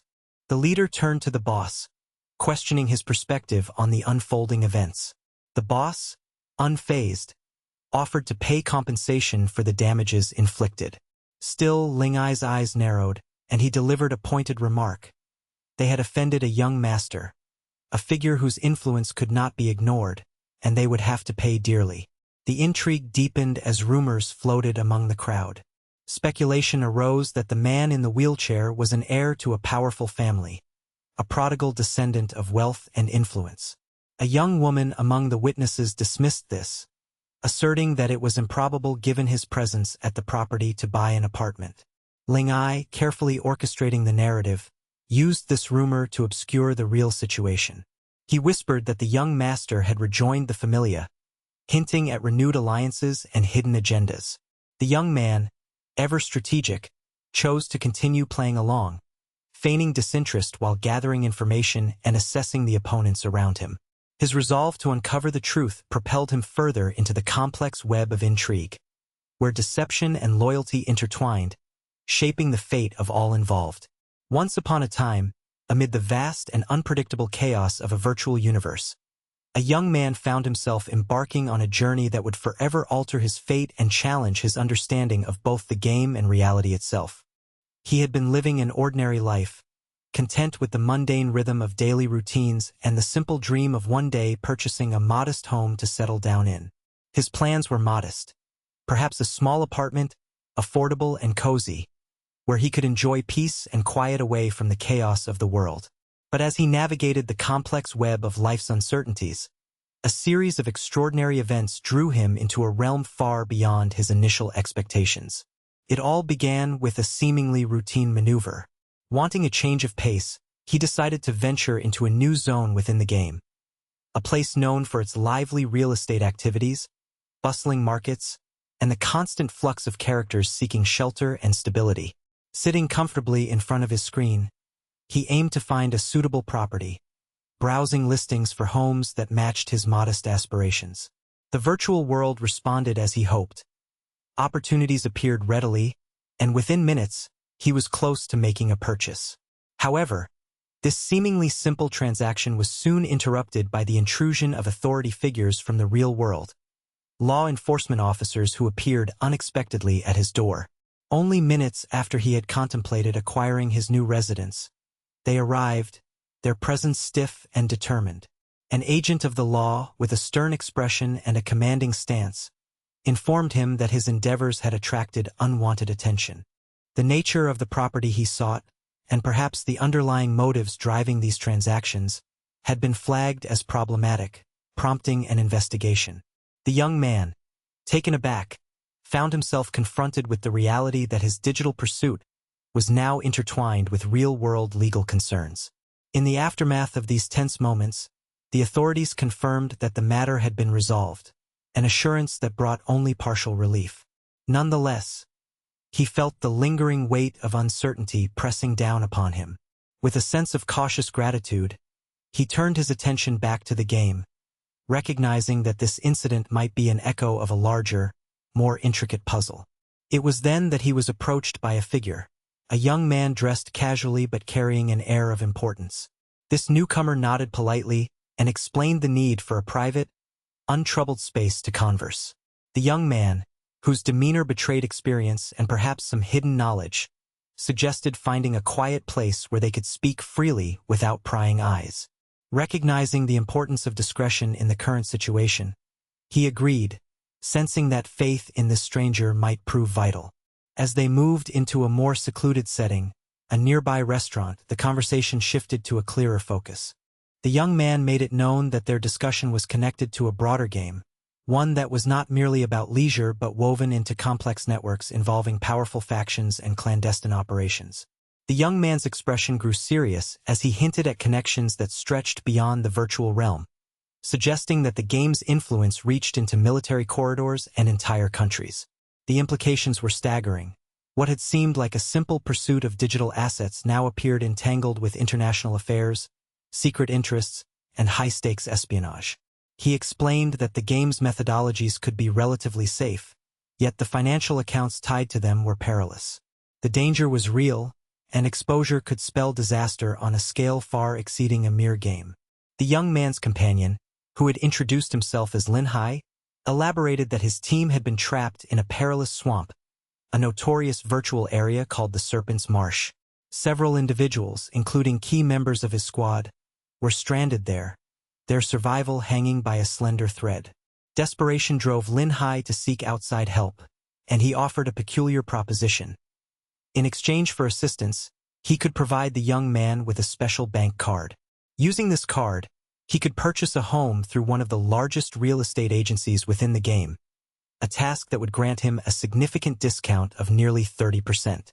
Lu Hai hesitated, simply because the favor seemed small compared to the magnitude of the peril involved. Yet Lin Hai, perceptive and persistent, observed that the scope of this game was still unfolding, with many unforeseen developments waiting just beyond the horizon. The young man's cautious nature prompted him to consider the risks carefully, but ultimately he agreed, understanding that such opportunities rarely presented themselves twice. He requested that, once the house was acquired, the ownership be transferred to the Chinen Group, a detail that would allow him to benefit from a substantial discount. The deal was struck, and the scene shifted again, this time to a bustling restaurant where the real action was unfolding. Lin Hai explained that the expenditures involved in this game weren't random but driven by mysterious forces. He admitted he didn't fully grasp the reasons, but hinted at a complex web of interests involving entire nations and military entities, all engaged in activities that defied simple explanation. These revelations underscored the fact that the game was far more than a digital pastime. It was a battleground for power, espionage, and clandestine influence. Lu Hai's conversation was interrupted by the appearance of a figure named Luke Hen, who was told to rendezvous at a location called La Floresta between the hours of 7 and 7:30. The precise details remained beyond the others' knowledge, as Lin Hai cautioned that they would understand everything once they arrived. The young man was reluctant to involve himself further, fearing that revealing personal details could compromise his safety. Nonetheless, he deemed it prudent to meet in a safe, secure spot. As the designated time approached, the entire group gathered at the entrance of La Floresta, which had become a strategic point. Due to recent developments, acquiring even necessary resources known as EM had become increasingly difficult, with stores often depleted and supplies scarce. Despite these obstacles, Lin Hai urged everyone to commence their evolution, an expression for strengthening their abilities and preparing for what lay ahead. Astonishment spread among the group as they surveyed the battlefield. Creatures from across the forest lay defeated, sprawled on the ground in motionless heaps. Lin Hai wondered aloud whether he alone had managed to defeat these foes or if others had played a role. The young man's thoughts drifted back to a previous encounter, a battle in which he had personally slain a formidable boss, the creature leading the foes. Just 20 minutes after that victory, the boss's body was found dead, an event that seemed extraordinary, almost miraculous. Several days later, in the mountainous region beyond the city, the young man was once again immersed in the pursuit of monsters, specifically wolves, in the midst of his relentless farming. His creatures, units he had meticulously trained and evolved, were now dominant in the local ecosystems. Facing him was a monstrous entity known as the Three-Petal Beast, a formidable boss whose appearance differed only in the color of its skeletal structure, hinting at a variant or different stage. As he engaged with this monster, he observed that it had acquired a long skirt decorated with blooming flowers, a piece of equipment that granted increased movement speed, an essential advantage in combat. Surprised by the rapidity of this acquisition, having obtained the item within just 2 days, he swiftly decided to pivot his strategy towards creating a lucrative auction. His goal was clear: maximize profit from rare and valuable items dropping from his enemies. Always pragmatic and driven by greed, he understood that the real danger lay in the market itself, where danger lurked in every corner. His eyes turned to the auction house, where the floral-themed skirt was limited to female characters and could be used to manipulate enemies, possessing the ability to control a target for 30 seconds, a power that could turn the tide of any confrontation. He was eager to see how it looked and decided to try it on, clicking the option to preview the item. The moment it transformed onto his character, he was greeted with the scent of blooming flowers and a radiant, elegant appearance. An aesthetic transformation that was irresistible. Recognizing its potential value, he resolved to purchase it at any cost. However, the auction was fiercely competitive. As soon as he placed a bid, other players, some of whom had wealthy benefactors known colloquially as sugar daddies, immediately drove the price upwards. Their relentless bidding pushed the cost beyond his initial expectations, reaching staggering figures. A player named Fada Dad Danka entered the fray, challenging others with bold bids, and within seconds, less than 5 left on the countdown, the final bid was set. The item sold for an astonishing 13,000 currency units to Fada Dad Danka, a figure that left the young man both surprised and satisfied. He pondered the intense rivalry over the item, marveling at how players competed with such passion for something that only a limited number of characters could use. Still, he accepted the outcome, recognizing that such competitions were part of the thrill of the game. Meanwhile, he continued to farm for a rare blood lineage, an attribute that bestowed a significant advantage. With this new lineage, he could perceive up to 400 meters away, and a small plant sprouted on his head as a symbol of his evolving powers. Journeying through the dense wilderness, he entered a region shrouded in thick fog, a place he had previously avoided. This area was known as the Lost Eden Path, a treacherous route where travelers easily lost their way, and monsters often tricked and ambushed unwary adventurers. Suddenly, an alert flashed across the interface. The Only Wild had activated a special mission called the Lost Eden. This was no ordinary task. It involved every player in the server, promising to double their experience gains for a full 10 hours. A tempting offer that drew intense interest. The system indicated that the recommended level for this challenge was 20, yet enthusiasm among players was high since participation was inclusive, requiring no prerequisites. All servers would be fused temporarily to participate in this event, forcing even the most seasoned guilds to band together to survive. Groups formed rapidly, strategizing how to tackle the dangers lurking within this mysterious and deadly area. Meanwhile, the young man, Lu Hai, observed with a heavy heart. His mind raced as he watched the chaos unfold before him. Numerous supermutated wolves, level 15 monsters of extraordinary strength, flooded the battlefield in overwhelming numbers. These creatures far exceeded normal power levels, and each was a testament to how the game's environment and events could bolster their foes, transforming them into formidable enemies. He remembered that the mission's design empowered all wild creatures, enhancing their capabilities and pushing the boundaries of difficulty. Unluckily for him, his own team of wolves belonged to the same ferocious bloodline, which meant that they too gained strength, becoming supermutants themselves. Their attributes doubled in anticipation of the upcoming challenge, unleashing a new level of power and ferocity that shook the very ground beneath their feet. This situation was critical. The young man recognized that if he wanted to survive and succeed, he would need to harness the full extent of his newfound strength and that of his companions. Every decision, every move, could mean the difference between triumph and annihilation in the treacherous depths of the Lost Eden Path. The battle ahead was fierce, relentless, and fraught with danger. A true test of resilience and strategic prowess in the virtual realm where everything was interconnected and every action had consequences beyond imagination. Before the event truly kicked off, I still had some time on my hands, so I decided to take a quick look at the live stream. The scene was set in front of the main city, where the crowd of players had grown larger than on the first day. The situation was becoming increasingly intense, and a major concern loomed over everyone. No one had protective gear for lower-level characters, especially those under level 10.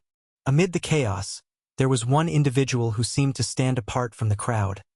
Our wild boy, who was already near La Floresta. He didn't seem to be competing with the others. Instead, he moved with purpose, seemingly on his own path. The only thing that marked him out as odd was the plant-shaped headpiece he wore, which gave him a somewhat comical appearance. Yet, he didn't let that slow him down. Without hesitation, he started hunting the creatures spawned by the event, and as expected, he accumulated a colossal list of EMS, those valuable in-game currencies. During his reconnaissance, he encountered one of the mini-bosses scattered around the area. Curious about what he might gain, he engaged and managed to extract fragments of a powerful talent at the highest grade, along with a hefty chunk of event points.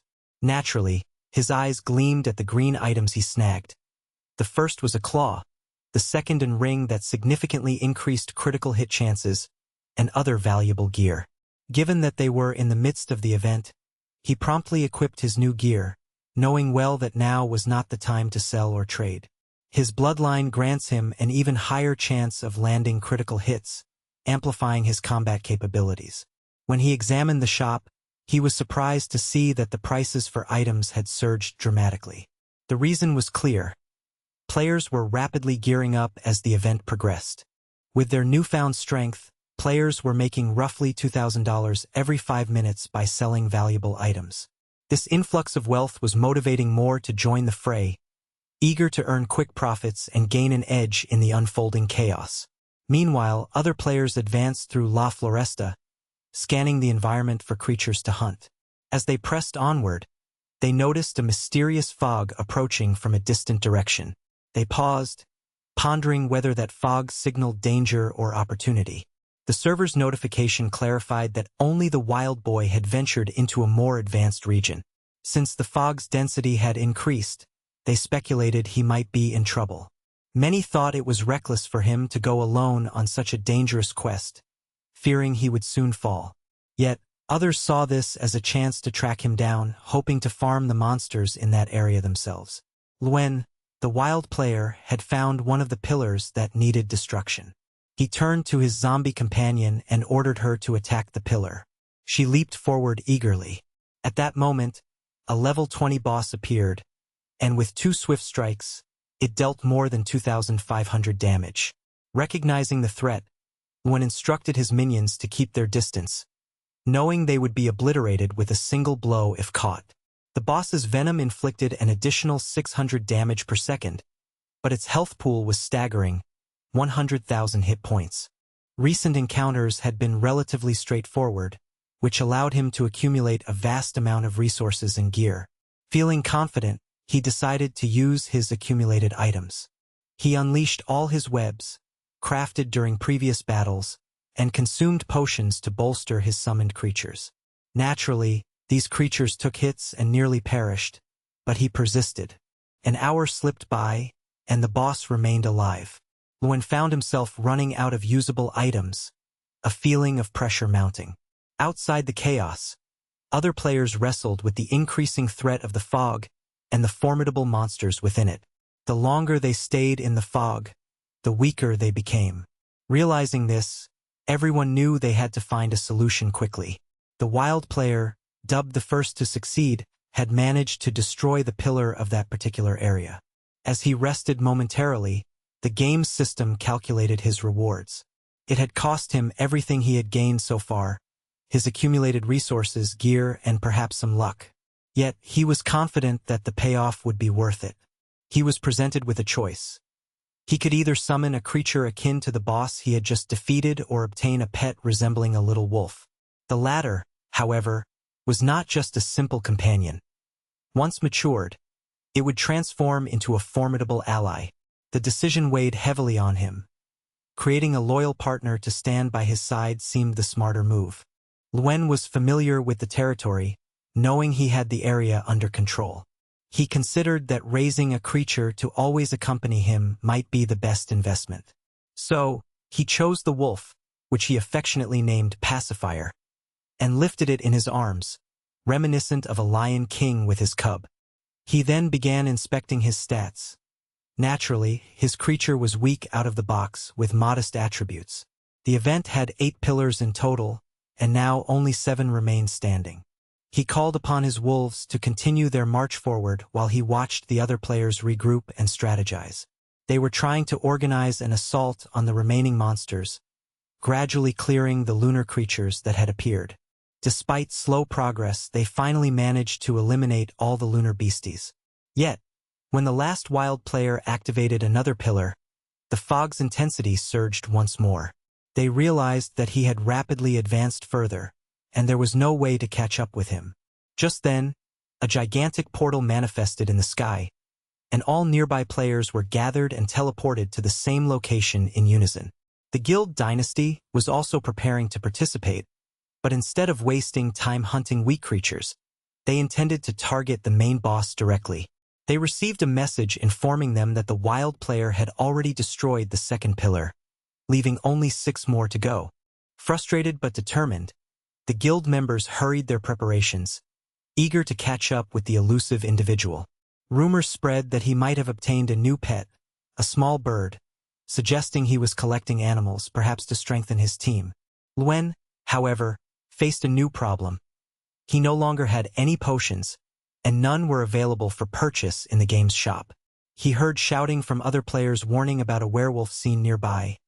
In fact, several players cautioned each other to be on their guard. They advised not to bring creatures along that might provoke trouble. The name of the boss was particularly large and exaggerated, making it suspicious. Luen recalled that the most straightforward way to gather more potions was to eliminate weaker opponents and loot any drops they left behind. He issued commands for his army to attack other players, knowing that his forces could easily overpower inexperienced opponents, who had no chance against his summoned minions. His leader tried to rally everyone, urging them to stick to their plan, but before he could finish, he was struck by an unknown attack. The team was being torn apart, many of them claiming the boss was invincible. With the protective shield of beginner's immunity gone, dying players lost everything.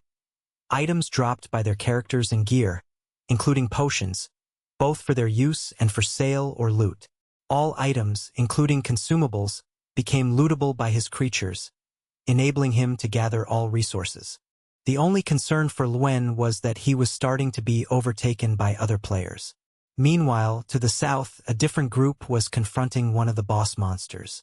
They chose to hold back, recognizing that defeating the creature would take more than an hour. Instead, they tuned into live streams from other regions to observe how other groups were faring in the chaos. They hoped to learn strategies and stay prepared for when they would have the chance to strike themselves. The chaos was mounting as the game's landscape transformed rapidly. The fog continued to roll in, thickening and swallowing sections of the battlefield, forcing players to adapt quickly. Every decision became crucial as time elapsed and the pillars fell one after another. The stronger monsters and bosses appeared, demanding more resources and better tactics to overcome.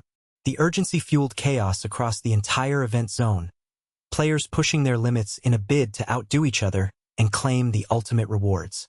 Amid this relentless turmoil, players fought fiercely, summoning their most powerful skills and creatures. In the heat of battle, alliances shifted, betrayals occurred, and unexpected alliances formed in the hopes of surviving the storm.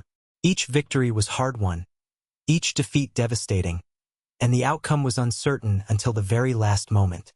Some players managed to gather rare and valuable items, their efforts rewarded with unique titles, powerful weapons, and pets that would serve them indefinitely. Throughout it all, the atmosphere was charged with adrenaline, every player driven by the thrill of competition and the desire for glory. Many fought alone, relying only on their skills and quick thinking, while others formed alliances, pooling resources and strategizing for the final confrontations. The event pushed every participant to their limits, testing their mastery of the game's mechanics and their resilience in the face of adversity. As the pillars fell and the fog continued to threaten to engulf everything, the players' focus remained unshaken. They knew that within this chaos, opportunities for riches and fame existed, but only for those bold enough to seize them.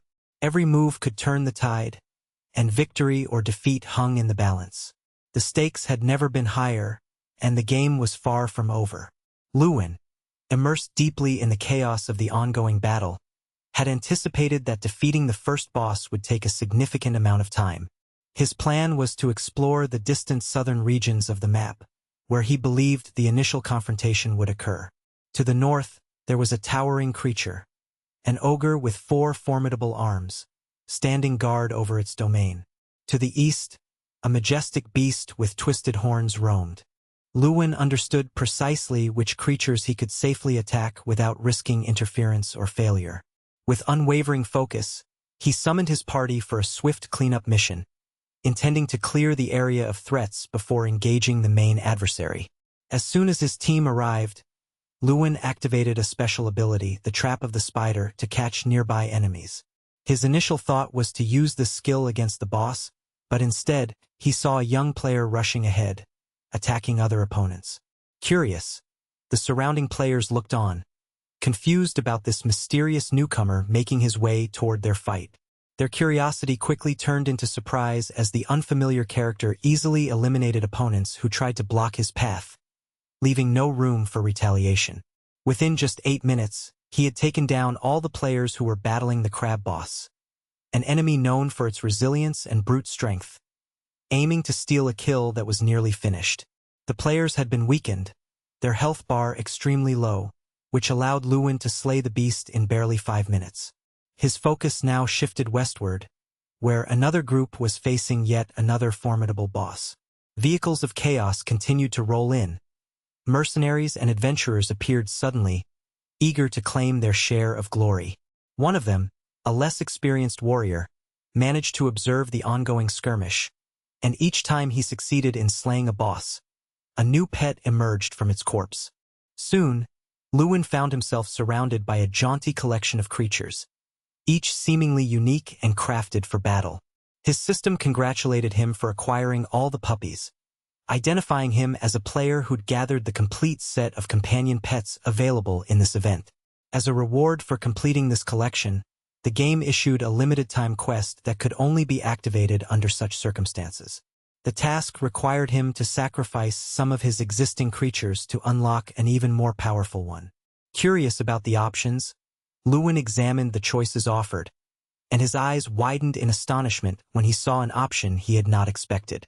Deciding to choose the nest of the Black Dragon of Desperation, he was suddenly teleported skyward, his vision shifting to the heights where the colossal pillars and floating islands hovered in the clouds. From above, he could hear the eerie howls of creatures perched on the pillars. It dawned upon him that the sacrifice referred not to mere offering but to killing those summoned beings, creatures that were intended to help him in his quest. This realization was critical because the mission's instructions indicated he'd need to invoke these beasts to assist in the final fight against a mighty boss. A strategy gradually crystallized. By killing these summoned creatures, he would allow their spirits to guide or empower him to face the colossal enemy waiting below. The 4 powerful creatures, including the dangerous Black Dragon, would serve as his allies in the final confrontation. With extensive experience crafting battle plans, Luwin prepared himself. The Black Dragon, named NID, descended with immense force, crashing onto the ground and kicking up clouds of dust. As he landed, Luwin launched a fiery blast at all surrounding enemies with his most powerful attack, causing immense damage, 20,000 points of damage in total. Acknowledging the importance of keeping the boss contained, he swiftly ordered his team to fall back to a safe zone. He tethered the boss's legs to prevent it from flight, activating a skill to immobilize or control it. Meanwhile, he commanded the summoned creatures to attack the beast with coordinated strikes. Though their damage output was modest, each attack taking considerable time, Luwin remained confident that patience and strategy would eventually lead to victory. About an hour later, in a different corner of the event landscape, guilds clashed fiercely over valuable items. Some groups aimed to monopolize the spoils, disregarding fair play and resorting to underhanded tactics. Despite an initial truce, one guild, Desti, had advanced beyond its bounds, proceeding to destroy one of the few remaining sacred pillars that the young hero, Luwin, had yet to reach. Announcements echoed across the server proclaiming the end of the event. Players had to wait for the secret dungeon and double experience event to activate once more.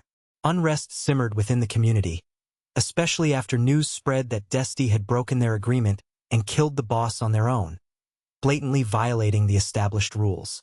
This betrayal sparked widespread resentment, and players churned with frustration, many lamenting their inability to acquire anything meaningful from the event. As they regained their footing, they demanded that Desti return what they had stolen, but the opposing faction remained unyielding.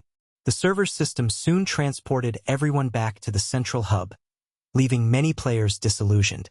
Old wounds reopened as players vented their fury. The event's chaos had left few with tangible rewards. They turned their gaze towards Desti's group, whose members vanished from the scene, clutching the spoils they had acquired dishonestly.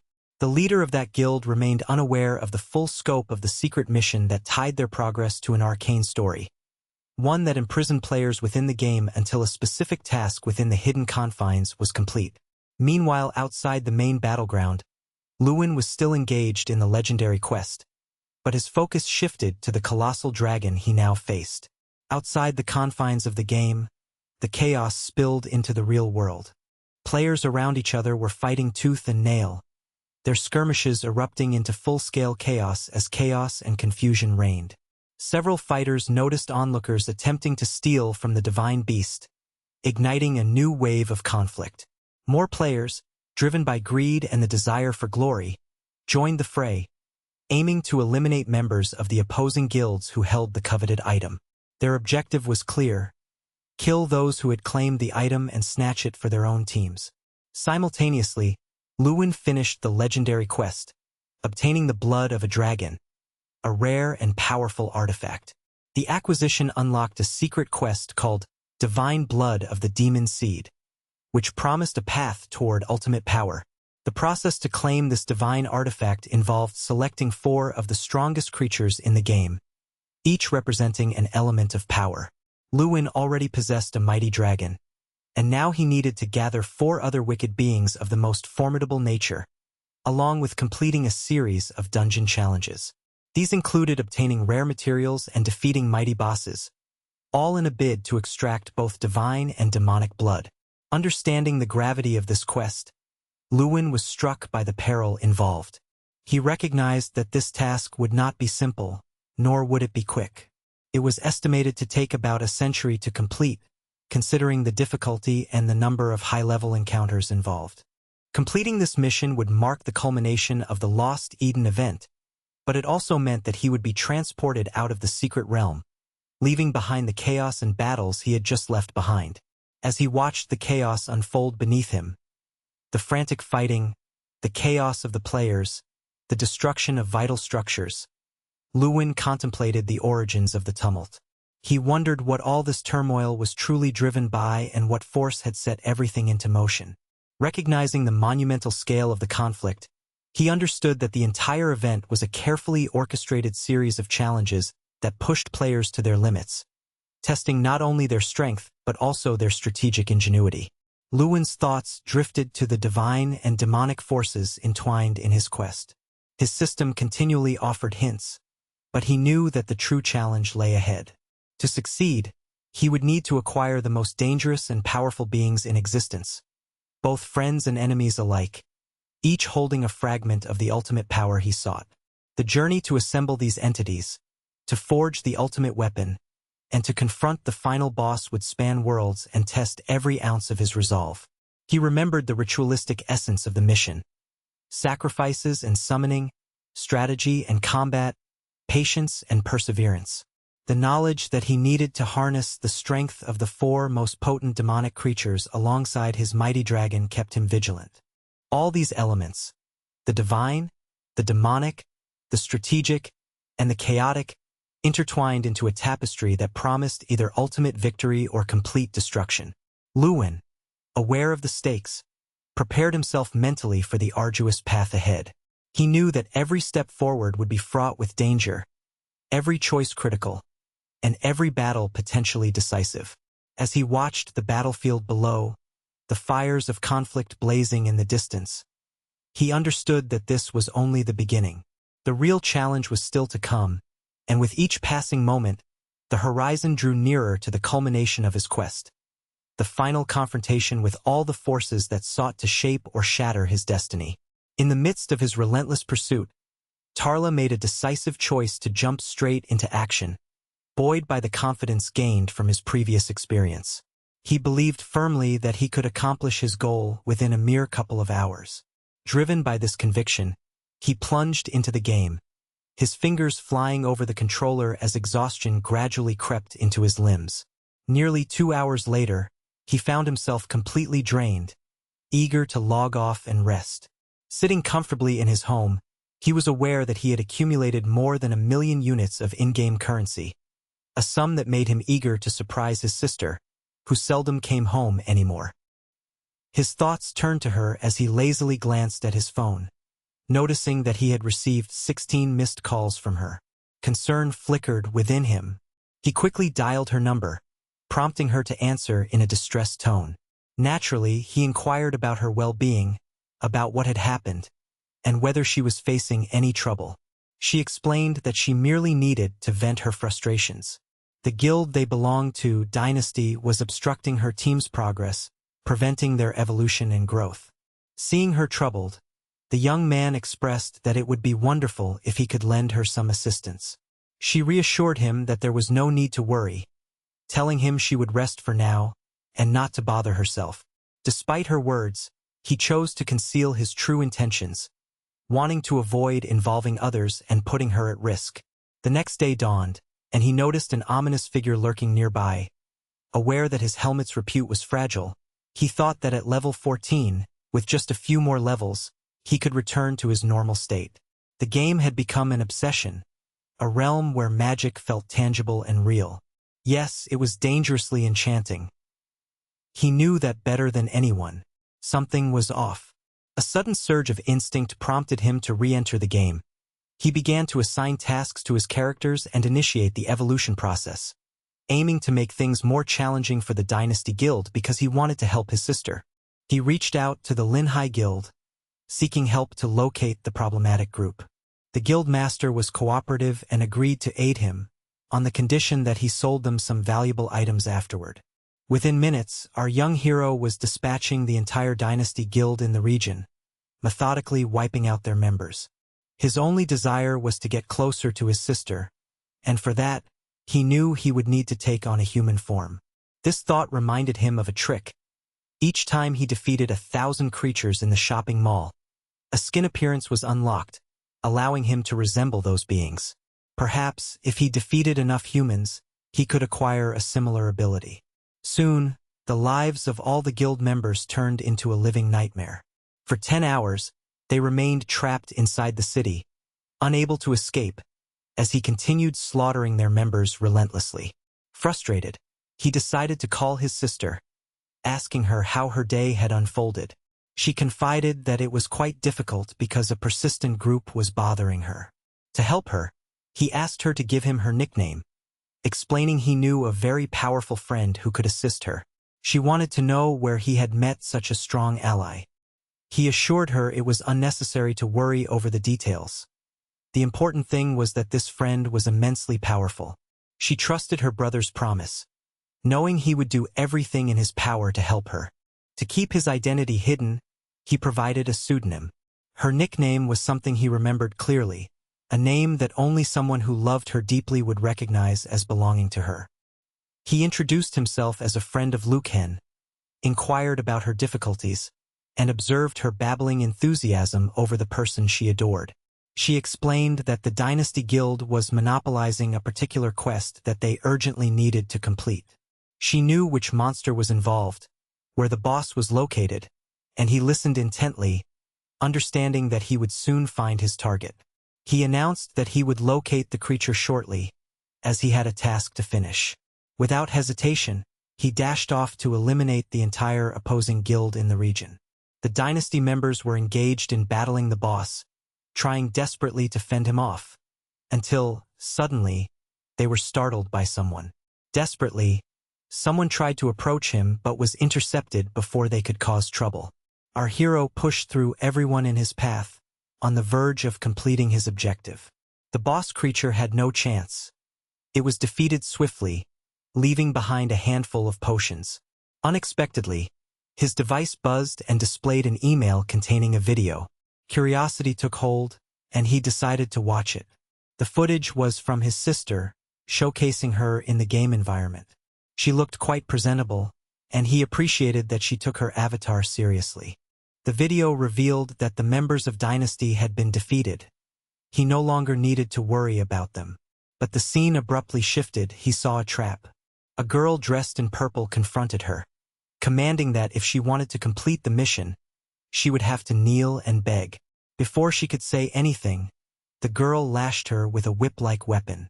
She demanded to know where her brother's friend, the person she called her brother's favorite, was hiding. At that moment, Liu Ken had completed a skin appearance quest and used it to buy a new look. For the first time, our hero gained a more ordinary appearance, feeling pleased because he looked handsome and realistic. He decided to change from his wolf form, which had been a disguise until then, into a human-like figure. His sister sent him a message confessing her stress and informing him she was planning to log out for a while. Curious, he decided to explore the early city stage, knowing he just needed to unequip a few items to avoid alarming the others. She removed her helmet, revealing herself with a stormy expression. Her friend comforted her, assuring her that the boss would return and seek revenge. But Luigi, her brotherly figure, hesitated. He knew that causing trouble could lead to dire consequences for everyone involved. He was level 24 in the game when an unfamiliar enemy approached him, an ominous figure that seemed intent on killing him. Before he could react or even say a word, a crowd of players surged toward the creature, eager to finish it off. The chaos was overwhelming. Among the fighters, he noticed a girl with blue attire. Her name was Jualo, and she was busy selling an item she had just acquired. She turned to him, asking if he was lost from some guild. He told her he was a lone wolf, unaffiliated with any group, which drew amused remarks from others about his peculiar way of playing. Seizing the opportunity, he slipped away, returning to the city dressed as a generic adventurer, blending into the crowd. Just outside the city gates, he noticed a ranking board displaying the most powerful players in the area. Every day, these top-ranked individuals received messages, and most of them were quite formidable. Jualo explained that the leader of the ranking, a fighter named Tauga, had spent a considerable amount of in-game currency to reach his top position. Liu recognized this as a significant competition. If he could participate, it might open new avenues for him. But the top-ranked player dismissed such thoughts outright, warning him not to bother, ranging from their powerful status to the costs involved. Despite this, Liu felt a flicker of excitement. The idea of testing himself against the strongest players in this world was tempting. He contemplated the possibilities, remembering that the game was not solely about combat but also about strategy and reputation. The world within the game was complex and layered, full of opportunities and perils. His mind raced as he considered how to approach this challenge, knowing that each decision could mean the difference between defeat and glory. The city's early stages were bustling with activity, a mixture of new players learning the ropes and seasoned veterans vying for dominance. In this environment, alliances shifted rapidly, treacheries lurked behind friendly facades, and every step could lead him closer to uncovering the truths hidden beneath the game's ornate veneer.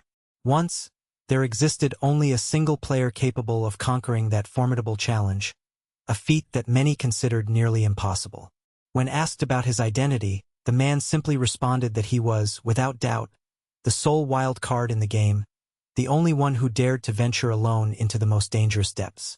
The girl, intrigued by his mysterious aura, must have had some sort of detector device because she immediately inquired if he truly was the only wild soul, especially since he bore a name associated with someone known for solitary hunts, someone who was always alone, shunning companionship at all costs.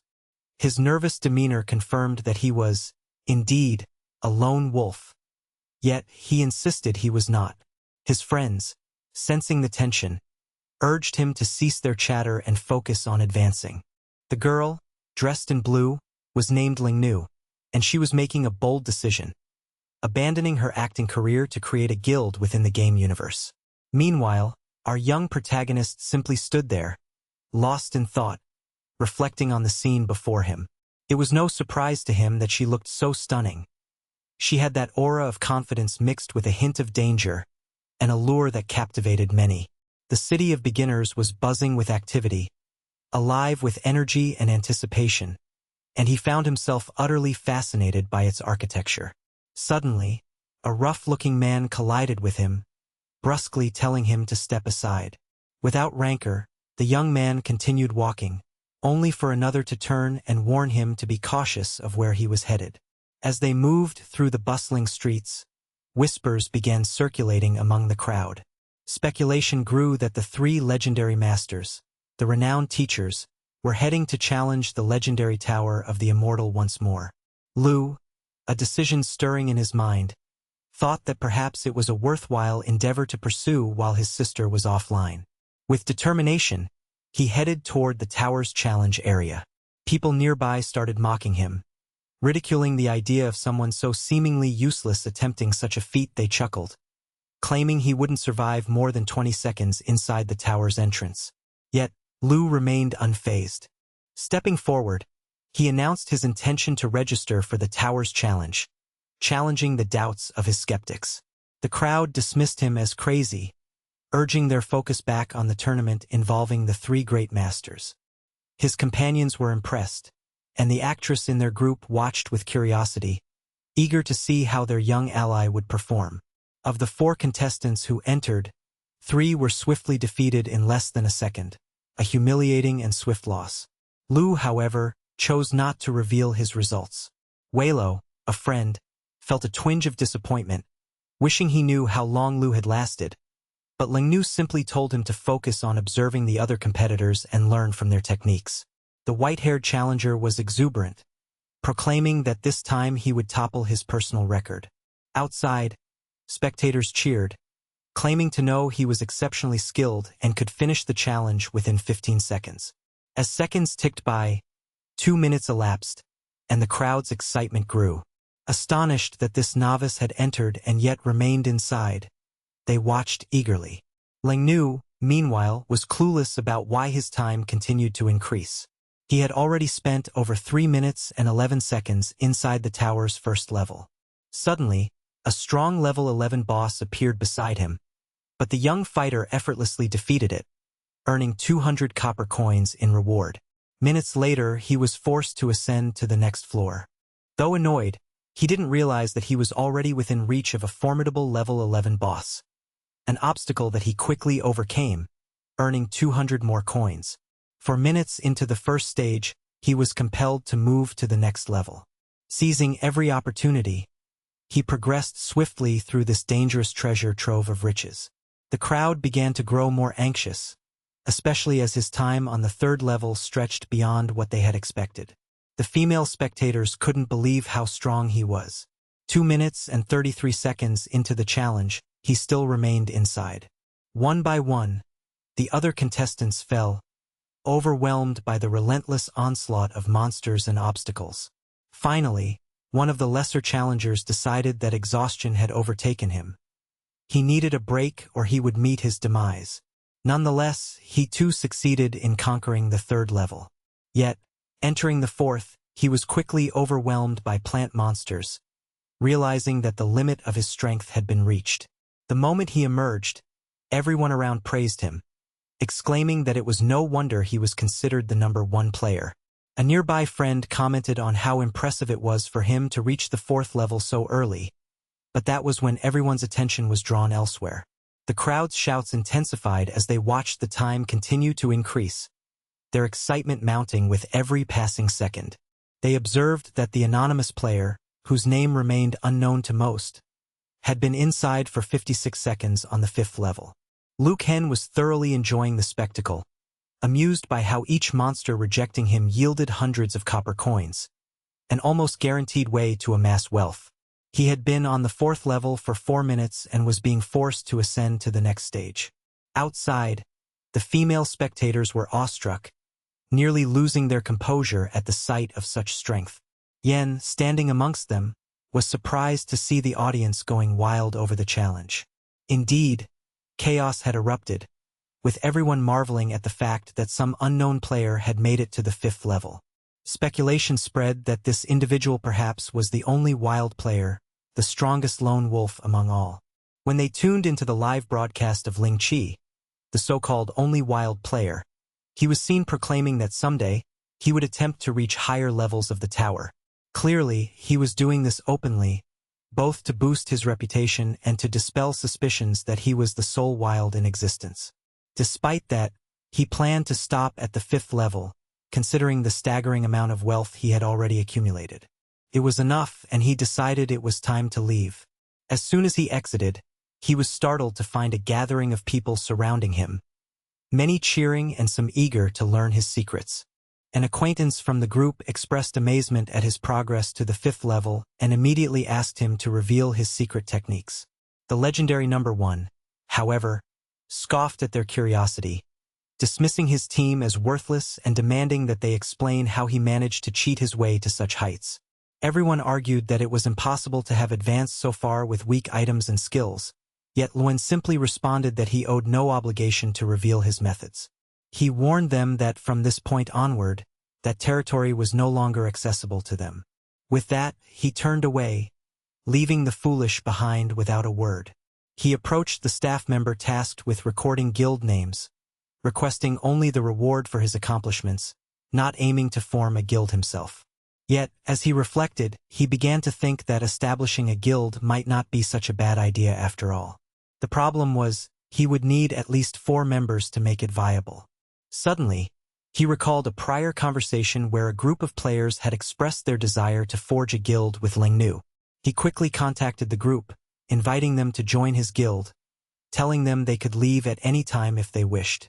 For him, the main goal was to obtain the reward from the tower challenge. Walla, one of his friends, understood his reasoning but expressed regret that it might not be easy for others to help with such an endeavor. That was all Luen needed to hear. Fully determined, he prepared to take the next step in his plan, knowing that this decision could shape his future within the game universe and beyond. The scene opened with a player registering himself into the game, a process that cost him 10 gold coins. The 2 young women watching him couldn't hide their surprise. They were impressed that he had managed to amass such wealth. It was clear that this player had just earned his money by climbing the tower, an arduous journey filled with countless challenges. With that money, he had created a guild named Ondamaluka, a name that sounded both strange and somewhat ridiculous, yet it was his own. Len Nua approached him almost immediately. She remarked that he was a bit fragile, perhaps not the strongest, but at least he could share some damage with his teammates. The player, however, was unkind. He dismissed her concern and told her he didn't need her help. All he wanted to know was why so many people were watching him at that moment.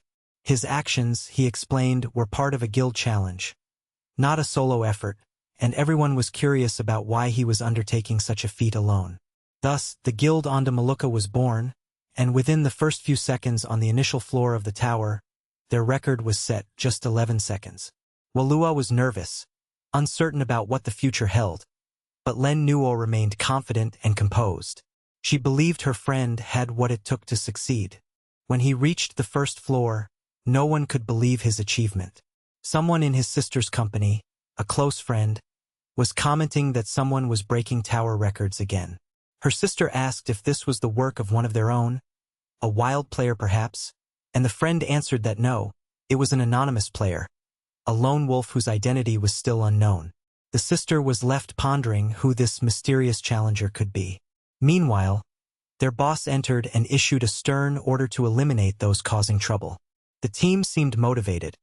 They believed that the arrogant guild Arai needed to be punished, driven by a desire for revenge. The friend simply expressed her gratitude for the decisive action. While these events unfolded, the player was stealthily progressing through the tower, winning his battles alone. He had already reached the 3rd floor. The sun was beginning to set, casting a dim glow over the outside world. Still, people gathered there, watching him with admiration. When he emerged from the tower, a crowd still stood nearby, praising his effort. Len Nua suggested they should carefully select the location for their guild's base of operations. However, the player replied that he didn't have the time. He intended to keep farming and pushing forward. His friend, motivated by the fact that the player was now the leader of the strongest guild, which surprisingly consisted of only 4 members, insisted that they should manage and develop the guild further. He argued that since the leader seemed unconcerned about the guild's growth, they needed to take responsibility into their own hands. Len Nua hesitated, feeling uncertain about this proposal, and suggested it was better to ask the leader directly. As a result, they sent the friend to talk with their friend, who was more interested in farming than governance at the moment. The player, on his part, was more focused on farming than the guild's administrative matters. The friend explained that they wanted to take control of the guild and expand it, but the player didn't care much. He simply told them they could do as they pleased. The expression on his friend's face lit up. He saw this as an extraordinary opportunity. Meanwhile, the player's thoughts were elsewhere. His concern was for his sister, who was in peril. Transitioning to a different scene, we see her guild confronting the woman known as the Whip. The guild leader, a blonde-haired man, approached and told the woman to step aside, warning that if she didn't, they would have to eliminate her. She only laughed, questioning who they thought they were. The leader demanded to know why she was causing trouble for one of their members. She explained that her disapproval stemmed from her dislike of her nickname and her appearance, which led her to attack her. Her words were dismissive, calling the entire situation absurd, and he ordered his men to attack her. Yet, she was surrounded by a group of followers who immediately stepped to her defense. To make matters worse, this woman was the wife of the leader of the Daisty Guild. Louis, the guild leader of Daisty, asked what their next move should be. The blonde leader advised them to stay calm and suggested they try to end the conflict peacefully. He also pointed out that their opponents were a bunch of trash and that they had no reason to fear them. The Daisty leader dismissed their threats, claiming they weren't afraid of these outsiders. The blonde leader insisted that there was no justification for escalating the situation further, but the Daisty leader retorted that no one would complete the quest objectives there. Any attempt would fail. The woman with the whip then declared that she was willing to let them pass if all of them knelt before her and kissed her foot. No one accepted this humiliation. The Daisty leader's team approached aggressively, implying that the conflict would be resolved by force. The fight quickly broke out, and the Daisty group began to assault her team. Luis, observing the chaos, realized that his own group was not as strong as he had believed, as they struggled to complete their missions. Frustrated, he turned toward his boss and suggested they escape. The boss, however, insisted on staying together as a team, refusing to abandon his members. Suddenly, a gust of wind swept through the battlefield. The boss marveled at the unity of his team but acknowledged that it might not be enough. He approached Louis and offered a deal. If she knelt, she would be forgiven. She, however, responded that such a thing only existed in dreams. At that moment, the boss raised his weapon to strike her, but she managed to defend herself just in time. Soon after, everyone was forced into an area marked RISP, where they were completely overwhelmed and annihilated. Some items were lost, and the chaos continued. It appeared that their boss had gone to request aid from another guild. Louis, meanwhile, received messages on her device and decided to take a look. To her surprise, it was the player from the tower, the one who was arriving at that very moment, according to the message. She thought it was impossible, considering that the entire Dynasty Guild was present. Yet he simply responded that everything was fine, and nothing would change. Perplexed, she wondered if he truly understood what he was saying. She tried to clarify, but he insisted that no one could predict what might happen next. Suddenly, their boss appeared, informing them that the leaders of the other guilds were unwilling to oppose Daisty for now. Louis said that she would only hunt some monsters to gain experience and level up, knowing well that people wouldn't stay close to the boss forever. She decided to postpone the mission and told her team she would no longer bother them. They watched her retreat sadly, wishing they could help but knowing it was beyond their power. Amidst this, a figure shrouded in a mask approached from behind Daisty. The masked figure inquired whether they had killed someone very dear to her brother, the girl he loved so much. She laughed dismissively, asking if he was the supposed brother himself. The masked man questioned whether he was truly willing to die for her. Luen, observing all this, simply told them to apologize before it was too late. Yet, the others couldn't help but laugh at him, mocking his solitary stance. The masked man would have to decide how to proceed, but he warned that rushing into action might not be wise. His intentions were clear. There might be another way, a smarter path to resolve this conflict. In a sprawling, chaotic battlefield, chaos and combat blended into a singular symphony of violence. The scene unfolded amidst a group of seasoned fighters and reckless adventurers, all caught in the midst of a fierce confrontation that none could easily forget. Among them was a young warrior whose reputation was steadily growing, known for his unexpected prowess and insatiable desire for victory. The tension was palpable as the crowd watched with a mixture of anticipation and awe. A tall figure with a distinctive pompadour, known among the crowd as the Aranti, stood confidently at the forefront. His unshakable confidence radiated as he claimed he could end the fight with a single powerful strike. The leader of the opposing faction, wary but amused, warned him not to rush the kill, hinting at the dangers of overconfidence. Meanwhile, a young man, whose name was uncertain to most, tried to defuse the situation, insisting that everyone should kneel and beg for mercy. The moment was tense. Everyone sensed that the casual threats and bravado could escalate into brutal violence at any second. Suddenly, the Aranti launched himself forward, aiming to deliver what he believed would be his final blow. Instead, at the last instant, he merely swung his hammer aside, catching his opponent off guard. The strike connected with a swift, precise hit, smashing into the attacker's face with a loud crack, sending him crashing to the ground, lifeless within moments. This sudden display shocked the onlookers, who now understood that the young fighter wasn't just bravado. He wielded incredible power. The girl with violet hair, only briefly witnessing the scene, asked what had just transpired. The leader, brushing off his concern, mumbled that it was probably some kind of rare creature. Yet the young man dismissed these fears and issued a simple command for everyone to kneel and offer apologies, which, surprisingly, caused some to obey out of instinct or fear. However, the leader was far from ready to surrender. With a fierce look in his eyes, he ordered his entire guild to attack.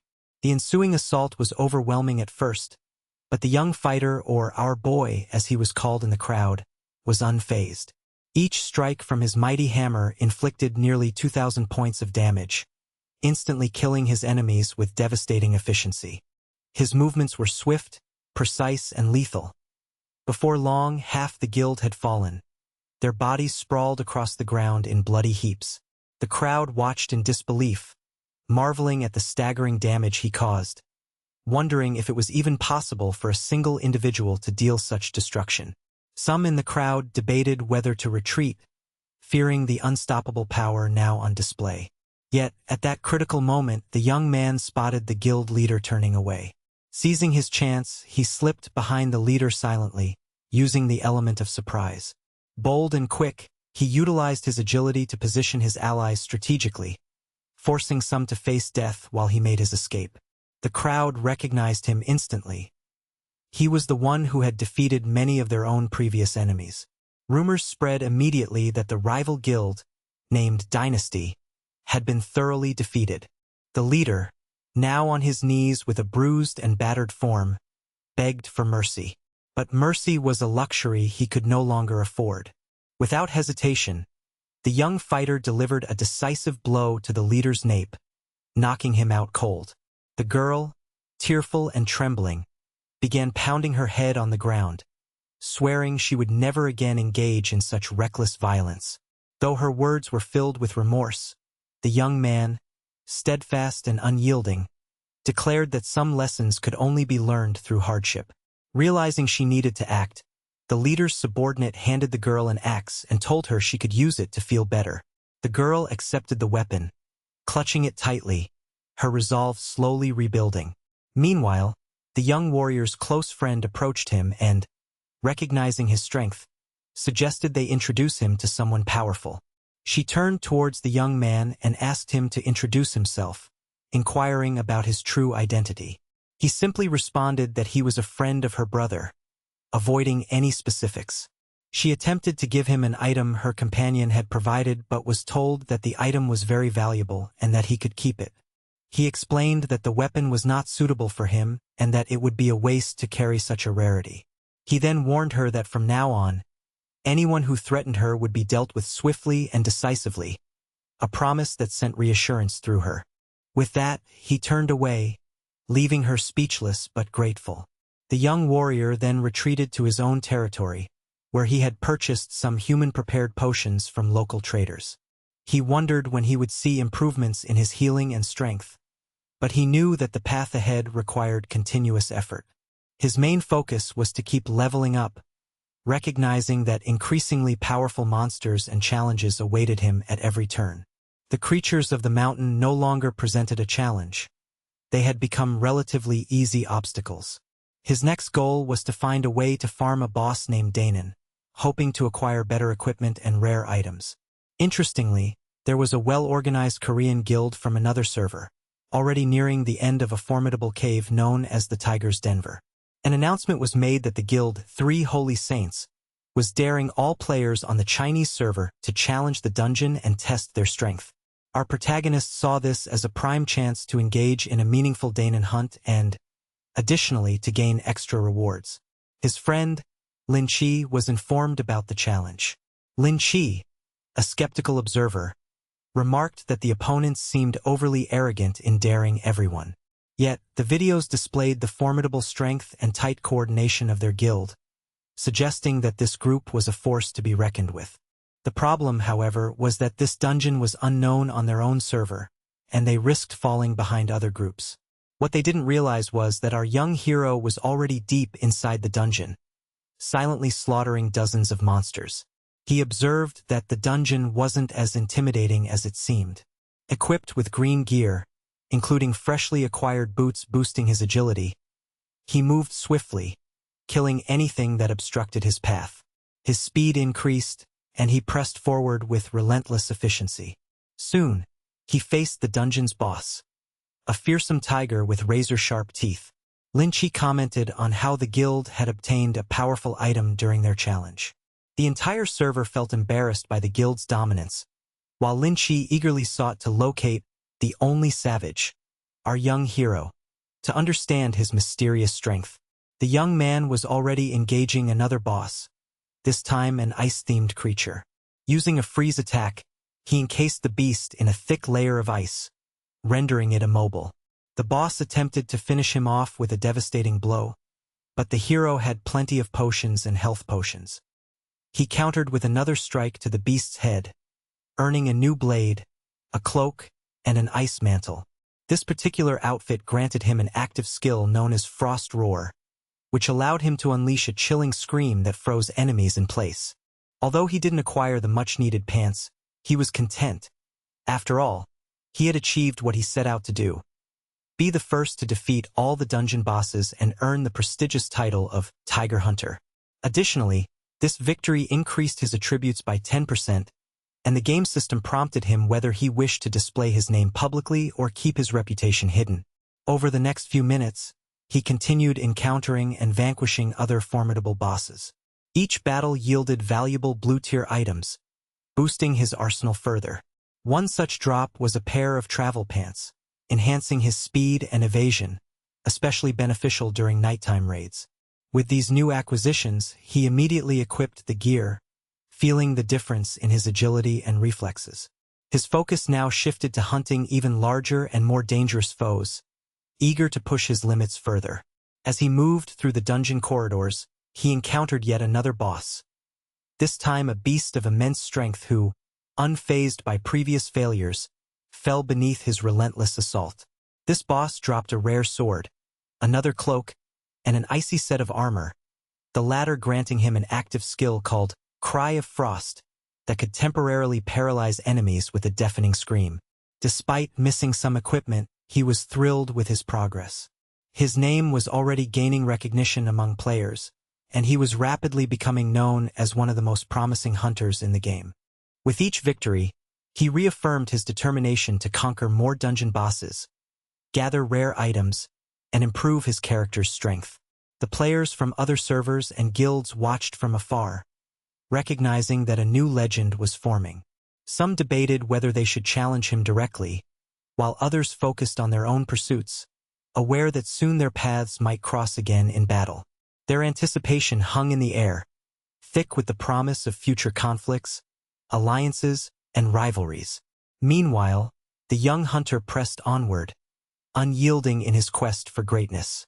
He understood that each boss was not just a challenge but an opportunity, an opportunity to prove himself, gather priceless loot, and rise to a legendary status that would be remembered long after the game's servers shut down. His journey was far from over. It was only beginning. In the unfolding saga of a virtual battleground, there was a player whose actions and reputation stirred whispers across multiple servers. This player, known merely by his online handle, found himself at the epicenter of a series of events that highlighted not only his skill, but also the mysterious aura that surrounded him. His reputation was built on a foundation of incredible speed, strategic ingenuity, and an uncanny ability to remain anonymous amid chaos. One day, as he navigated the treacherous landscapes of a high-level dungeon, the leaderboards revealed a curious pattern. The top spot was occupied by an anonymous player, whose name was obscured, yet whose presence was unmistakable. This mysterious figure had completed a formidable raid in just under 40 minutes, exactly 38 minutes and 12 seconds, shattering previous records and sending ripples of surprise through the online community. The details of the leaderboard were displayed prominently. The guild known as the Three Saints had taken a little over 46 minutes to defeat their final boss, finally succeeding after 47 minutes. Frustration simmered among other players from different servers, who regarded this accomplishment with a mix of admiration and resentment. Yet, it soon became clear that this record was not a coincidence or a fluke. The anonymous player had set the pace, demonstrating an almost superhuman mastery of game mechanics and combat tactics. Observers speculated intensely about the identity of this elusive warrior. Rumors swirling around suggested that no video footage of his runs existed, an indication of his meticulous efforts to remain unseen. Still, some in the gaming community believed that he would return in about 30 minutes to attempt another record-breaking run. It was understood that this player possessed an exceptional understanding of the game, and he was about to prove it once more. As the countdown approached, the player's allies and onlookers hastily gathered around. One of his closest friends, Ling Chi, approached him with a mixture of respect and curiosity. "We need to see this person," Ling Chi urged. "His equipment, his strategies, they're unlike anything we've seen." The central figure nodded quietly, acknowledging the importance of the moment without a word of boast. The crowd split apart as he advanced, his demeanor cool and composed. He arrived at the dungeon, an ominous and labyrinthine place where only the most skilled dared to venture. The blue armor he wore reflected faintly under the dim lighting, signifying a level of preparation that was unmatched. The man's reputation as a silent, efficient warrior was well earned, and all who saw him knew he was here to leave a mark. As he entered the battleground, many of his contemporaries paused in awe, their eyes fixated on his equipment, especially the distinctive blue armor that seemed to glow, a sign of rare and powerful gear. Ling Chi, ever eager to learn, approached him again, requesting permission to examine his weapon, eager to understand the secret behind such strength. The protagonist, known only by his in-game alias, responded humbly, indicating that he preferred to keep his items and their properties a secret. To the observer's astonishment, as he lifted the massive sword into the air, the weapon gleamed with an unearthly light. Its attributes were extraordinary, an artifact capable of unleashing devastating combos and inflicting burn effects on enemies.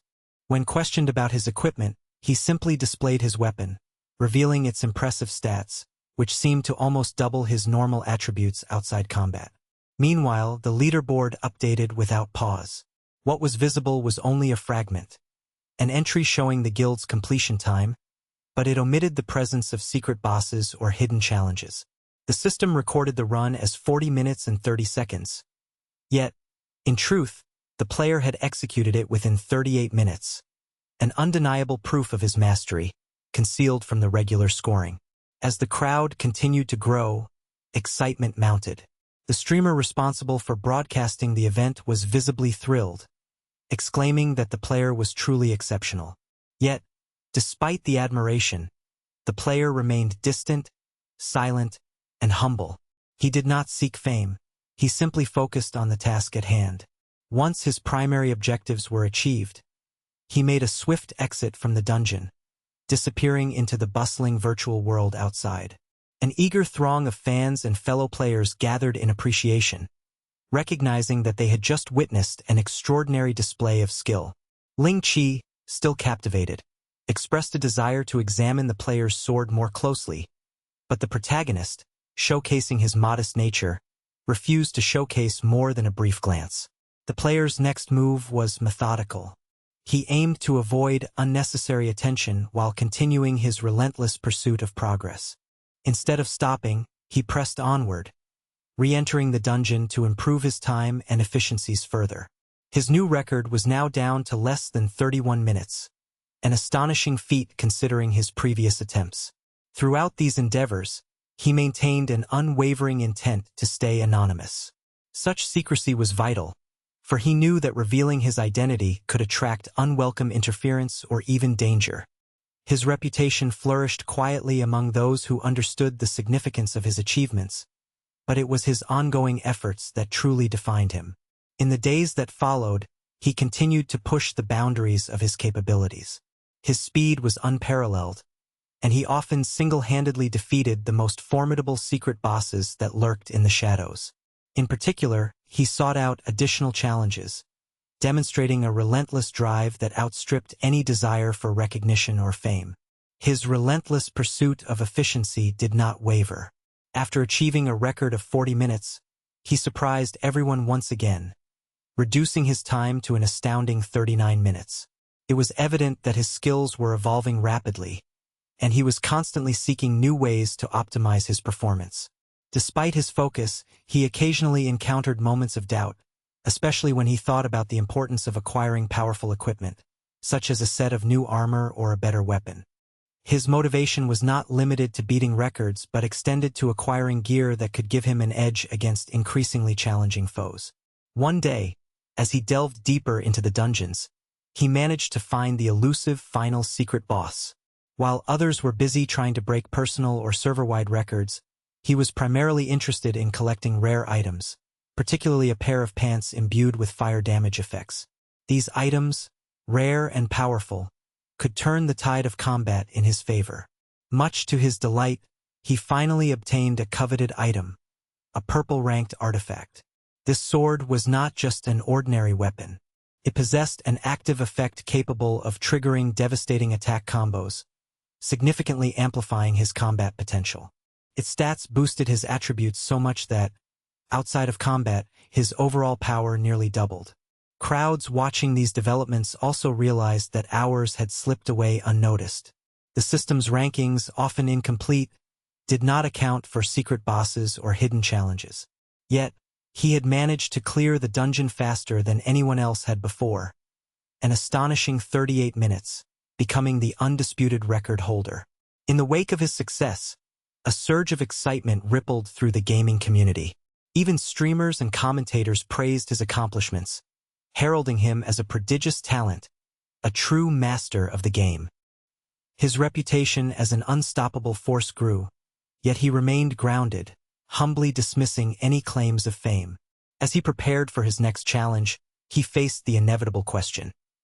Would he continue to push forward, seek stronger opponents, or perhaps retreat into the shadows to refine his skills further? His actions suggested a relentless desire to better himself, to go deeper into the mysteries of the game, and to uncover all the secrets it held. Meanwhile, in the outside world, news of his feats was beginning to circulate. The community was abuzz with speculation, awe, and curiosity. Some wondered about the identity of this mysterious warrior whose deeds had become the stuff of legend. Others debated his methods, how he managed such quick clear times, the secret strategies he employed. Yet, few knew the true extent of his dedication, his patience, and his unwavering focus. In the meantime, his journey was far from over. For each victory he achieved, new challenges arose. He continued to craft a path through the toughest bosses, seeking out rare items, and perfecting his techniques. Every success only fueled his desire to go further, to discover even more efficient ways to conquer the game's most demanding trials. His story was just beginning, and the world watched, eager to see what heights he would reach next. With each attempt, each new record, and each secret discovered, He etched his name into the annals of gaming history, an anonymous legend whose deeds would be remembered long after the virtual echoes faded. In the bustling realm of online gaming, amidst the chaos and strategic endeavors of countless players, a certain event began to unfold, setting the stage for what would become an epic confrontation that echoed throughout the virtual universe. On one side, a formidable group from Korea convened with a singular purpose: to prevent their enemies from entering the Tiger's Cave, a location reputed for its treacherous challenges and legendary loot. Their plan was intricate and well-organized. They intended to defend the entrance by deploying a coordinated defense strategy involving invokers and various other allies. The tension in the air was palpable as the Korean team assembled at the threshold, their minds sharp and their spirits eager. They recognized that the cave's interior housed danger beyond mere monsters, powerful adversaries that could wipe out even the bravest souls. Their objective was clear: to prevent the opposing faction from gaining access no matter the cost. To achieve this, they devised a detailed plan, one that required precise execution and seamless cooperation. As they discussed tactics and fielded suggestions, the players from other regions listened with anticipation, lively with excitement, knowing that this confrontation might tilt the balance of power. Without hesitation, they issued a rallying call, summoning a substantial segment of their server's populace. The goal was to gather a large, cohesive force capable of holding the line or course of action against any intruders. The idea of a single, overwhelming force monopolizing the entry point enraged some players, who believed that such dominance was unfair. Redefining their stance, others argued that true strength should be verifiable and transparent. They maintained that the identity of the strongest players or guilds should not be hidden, and thus, a challenge to uncover the hidden ace was accepted by all participating guilds. Meanwhile, in a different corner of this vast virtual landscape, Luken, a skilled player and leader of his own guild, was engaged in farming in a far-off region. Exhausted and aware of the mounting threat at the cave, he understood that rushing there physically was impractical. He knew he had to conserve his strength, as hordes of enemies prepared to ambush anyone foolish enough to venture into the dangerous territory. Deciding to prioritize staying alive and gathering resources, Luken entrusted his summoned creatures to farm in the nearby forests, while he rested briefly near the cave entrance. From this vantage point, he and the other players waited patiently for the arrival of the young hero who would change everything. As the hours ticked by, the wait stretched on. The young hero, a figure both underestimated and revered, remained absent. Meanwhile, the leaders of the opposing team believed their plan had worked flawlessly. They confidently proclaimed that their trap had succeeded because their target's level refused to increase, implying that the boy was unable or unwilling to advance, revealing a weakness in his capabilities. The Korean players turned their fury into chaos, causing an uproar across the server, accusing others of hindering progress and blocking leveling opportunities. Numerous players surged into action, attempting to halt or challenge the growing unrest. The crowd's frustration was magnified by the realization that no new players could ascend in level anymore. Shots were fired from behind, and some were caught off guard, surprised to be struck unexpectedly. The scene was chaotic, and the atmosphere tense with anticipation. Amidst the commotion, a sense of dread grew. It became evident that the entire server was under siege. A colossal army, numbering in the hundreds of thousands, had been summoned to aid the attacking faction. Napoleon himself, a legendary figure in the gaming universe known for his leadership and strategic genius, would have been dwarfed by such a vast force. In the midst of this turmoil, Ling Chi, another powerful figure, began questioning why their own side was not engaging in defense. Was it a matter of strategy, or perhaps a betrayal? Meanwhile, the young hero was still sleeping, oblivious to the chaos unfolding around him. Suddenly, notifications flooded his system interface, signaling that his entire server was under attack. It was then that his sister contacted him urgently. She explained that she, too, had been assaulted by foreign players attempting to farm resources and complete quests.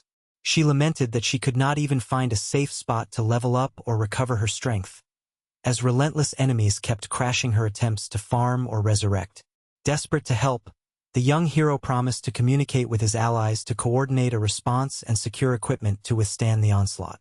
His sister expressed disbelief, revealing that every attempt to rebuild was thwarted as enemies repeatedly killed her just as she respawned, trapping her in a cycle of despair. She was unable to leave her designated area, feeling hopeless as her progression was continually reset before she could recover. Knowing the gravity of the situation, the young hero asked her to send him her coordinates. With that information in hand, he assured her he would deploy his closest allies to assist and plans to forge a way through this chaos. Meanwhile, the attacking forces communicated among themselves, confident in their superiority. Their leader believed that the arrival of reinforcements was unlikely to alter their overwhelming advantage. They dismissed the defenders' efforts as futile, trusting that their mass numbers and strategic offense would crush any resistance. Across the battlefield, the guild led by the young hero was in a state of high alert, meticulously coordinated by his three closest friends who had played crucial roles in numerous previous battles. Despite their strong bonds and shared determination, they soon realized their enemy was formidable, pushing their strategies to the limit. Yet, Lingnu, another key character, was resolute, refusing to admit defeat.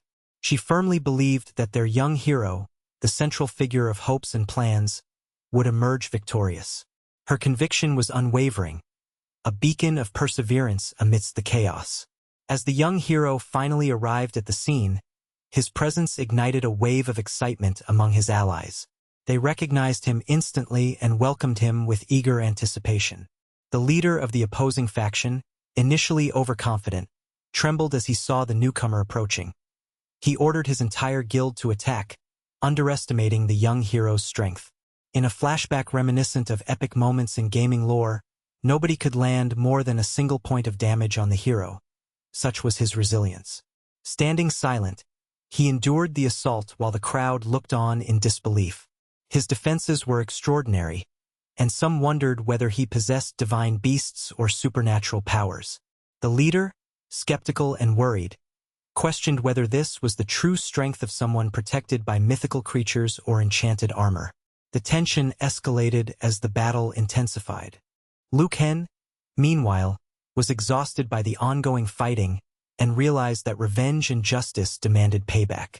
With a resolute gaze, he launched a series of swift, precise attacks, an unstoppable combo that wiped out the attacking guild leader and left their forces devastated within moments. Almost everyone was incapacitated, lying on the ground without the means to retaliate. The battlefield was silent save for the heavy breathing of the fallen. Liu Ken, unfazed, continued through the chaos, delivering decisive strikes that left no room for doubt about his power. Amidst the aftermath, Lingnu, another formidable ally, moved swiftly, cutting down the remnants of the enemy guild with calculated precision. Her strikes announced her arrival, warning the opposing forces that they had underestimated her resolve. Meanwhile, the defenders gathered their fallen equipment into a single location, forming a makeshift armor pile that symbolized their resilience and unity. They considered that this collection of gear might hold the key to their future success, or perhaps serve a trick to lure enemies into a trap. The young hero, observing all this, issued a command for everyone to gather their spoils and prepare for the next phase. His foresight was clear. To create a strategic advantage, he needed to showcase the scale of their defense and the strength of their combined forces. Recognizing the legendary status of some of the items, he took a risk and started a live broadcast to display the gathered loot. As viewers tuned in from across various servers and regions, they recognized the signature weapons, among them the mighty sword wielded by Liu Ken. Soon enough, reinforcements arrived, seemingly out of nowhere, bearing the same insignia, confirming their identity and allegiance. With the legendary sword in hand, the young hero turned towards the gathered defenders, signaling it was time to move. He instructed everyone to pick up the items, warning of the imminent danger and reminding them that risking losing everything was not an option. As he spoke, he advanced cautiously, wielding his own weapon, prepared for the final clash. Anti-players charged at him, their rage evident as they aimed to destroy what he represented, a hope for salvation and justice. But the young hero was ready.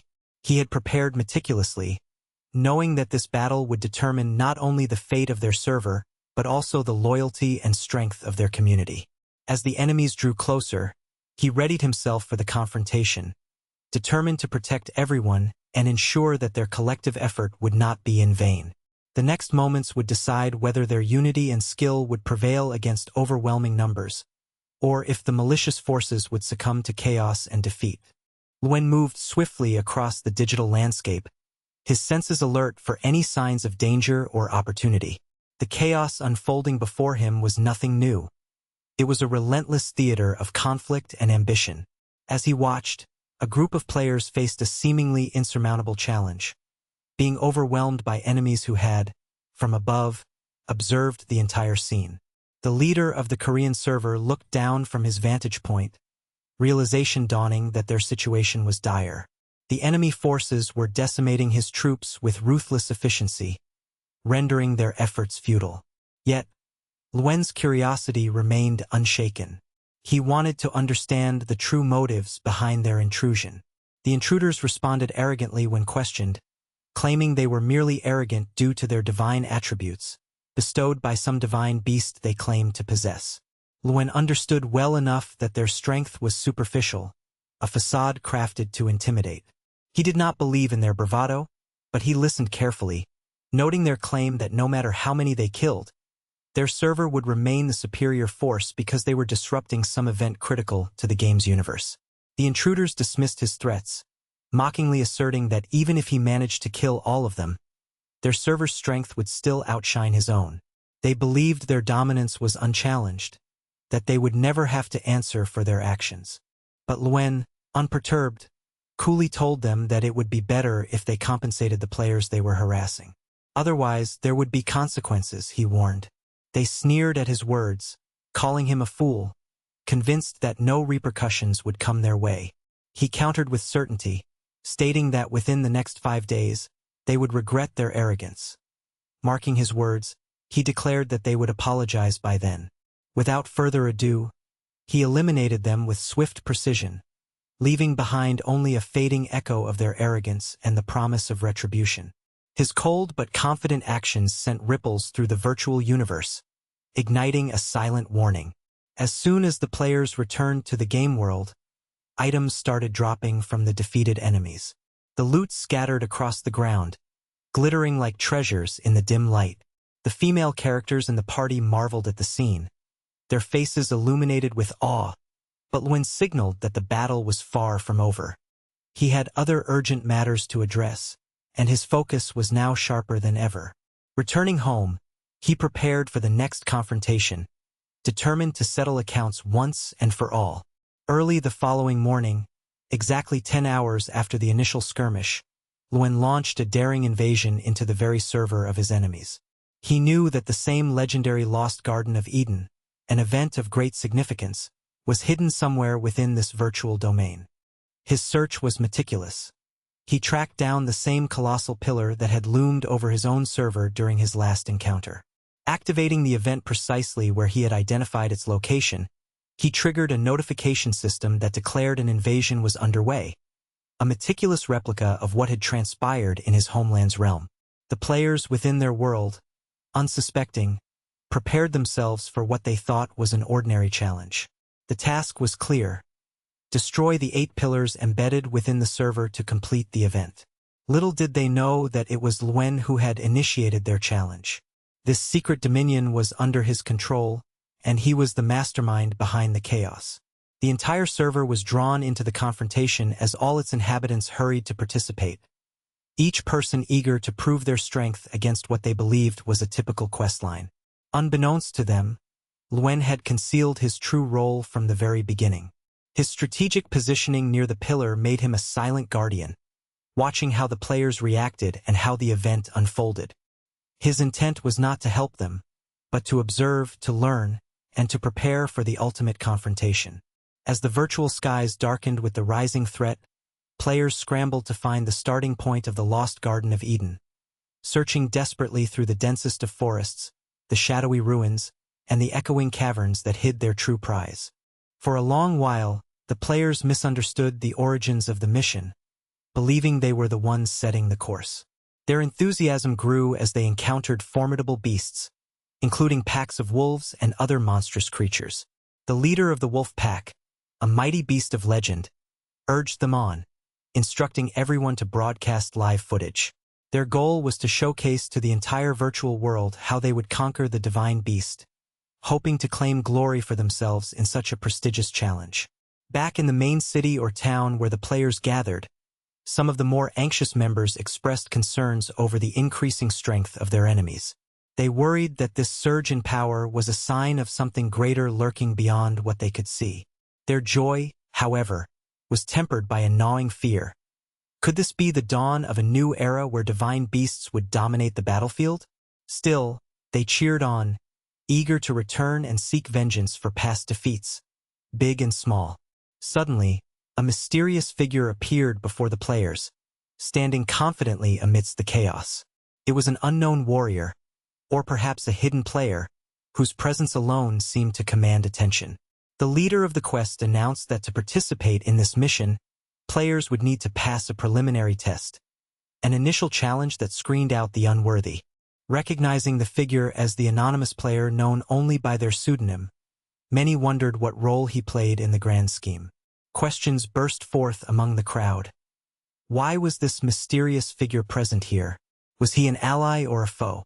The leader dismissed their doubts, asserting that the fog and mystic haze blanketing the area would shield his team from harm. It was a strategy to thin out the weak, to only allow the strongest to proceed. At that moment, the players charged forward recklessly, underestimating the true power of the fog, the very element that was secretly making the monsters more formidable. Luen watched from a hidden vantage point, a slight smile curling on his lips. This fog, far from merely obscuring vision, enhanced the creature's abilities, making them stronger and more dangerous. The damage dealt to the players seemed to double, as if unseen hands were buffing the monsters just beyond perception. The leader of the party, attempting to rally his team, urged a cautious approach, but it was too late. The chaos intensified as the monsters, now more powerful than ever, struck back with renewed ferocity.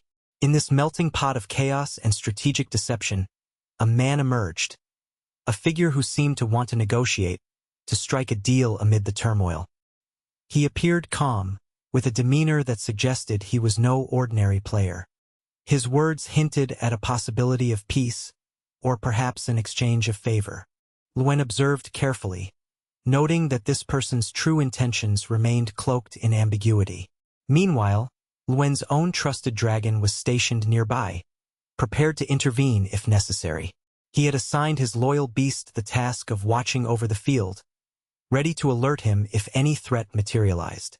The battlefield was smothered in thick, suffocating fog, and the very city within the server was under a spell of dense mist that rendered it impossible to farm for resources. The usual hustle and bustle of gathering materials, leveling up, and completing quests was suspended. The guild officials and other influential players in the server attempted to intervene, demanding that the chaos cease. They begged Luen to stand down, to end his assault, but he remained unmoved. He responded with a cold resolve, asserting that the moment had not yet arrived for peace or surrender. The server's leader, attempting to show dominance, urged him to abandon his stubbornness and to settle this conflict swiftly. But Luen only ridiculed such efforts, recalling the treachery of those who had previously conspired with him to wipe out entire regions during their campaigns. His voice carried a warning. Their shame and cowardice did not escape his memory. A prominent figure, perhaps the head of the largest guild within this realm, approached with questions. He demanded to know what Luen's ultimate goal was. The response was simple yet unmistakable. Luen wanted them to leave. Their options were limited, and they realized that resistance would be futile. In the face of his unyielding presence, they pondered whether it was possible to rally a force strong enough to challenge him. Seizing the moment, Luen orchestrated a broadcast, a live stream of the confrontation, featuring the leaders of the server publicly apologizing for past misdeeds. They issued a formal apology, acknowledging their wrongdoings and promising to reform. As a gesture of reconciliation, They handed over a list of rare items and divine beasts that Luen had demanded in the negotiations. Their defeat was total, and understanding the gravity, they humbly accepted the terms. Yet, even in apology, they sought to negotiate further, specifically to strike another deal involving the divine beasts that lingered in these virtual worlds. Luen, however, was not one to be swayed by empty promises. He declined to discuss such matters with. He called upon his own allies to help gather the divine beasts. Their successful collection marked a turning point. Their sides celebrated the completion of this critical objective, knowing that the end of the conflict was finally in sight. After consolidating his forces and securing the divine beasts, Luen returned home, exhausted but satisfied. The past 2 days had been a relentless grind, constant battling, strategizing, and resource gathering. His left leg, battered and worn, was nearly healed, but his right still required additional leveling to regain full strength.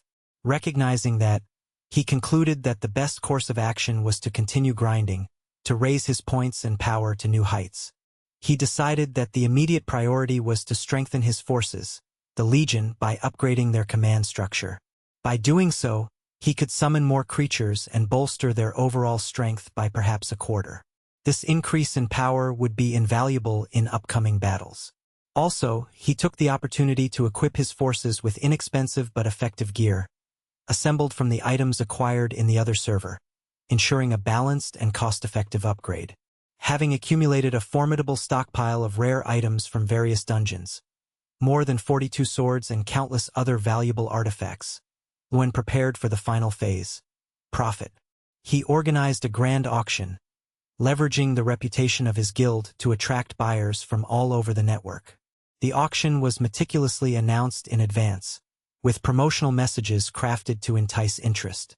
Naturally, many players wondered if he would sell that special double-handed sword, a familiar weapon he always favored. As night fell, Luen announced the commencement of a legendary auction, an event highly anticipated by the community. The atmosphere was electrified with excitement, as players from different servers tuned in, eager to see what treasures would go under the hammer. The auction, known for its lucrative returns, promised not only rare items, but also a glimpse into the raw power and strategic dominance that Luen wielded in this virtual universe. Valor's fortune began to swell rapidly as he acquired an extraordinarily rare cloak. This coveted item was eventually sold for a staggering 81,000 units of the local currency. Not long after, he managed to sell another cape, along with a second one, for 100,000. Seizing the moment, he decided to capitalize on the excitement circulating among the community by putting his sword up for sale. He anticipated that the demand would push the price into the realm of the absurd, and as expected, the sword quickly skyrocketed in value. It was being sold for a whopping 210,000 units after only a short period. Following this burst of activity, and after a considerable stretch of time, he successfully sold everything he had accumulated, including items from another server, as well as all the equipment and gear farmed from countless dungeons. The total sum he amassed from these transactions amounted to $2 million, a fortune that already positioned him among the elite in the game's universe. His reputation soared, and many began to compare him to a soccer superstar named Neymar, famed not only for talent but also for his star power within the community. Yet, beyond the monetary success and rising fame, the most invaluable achievement for him was the complete recovery of his injured leg. The injury, which once threatened to confine him forever, was finally healed. Overjoyed with the restored mobility, he was determined to give something back, starting by purchasing a new home for his sister. His main motive was to demonstrate how far he'd come in his recovery and to reduce her daily burdens. He knew she worked tirelessly every single day, and he felt compelled to show her that the pain and hardships she endured would soon be behind them. Meanwhile, on a different front, a young woman was trying to sell some houses. Her prospects, however, were not promising.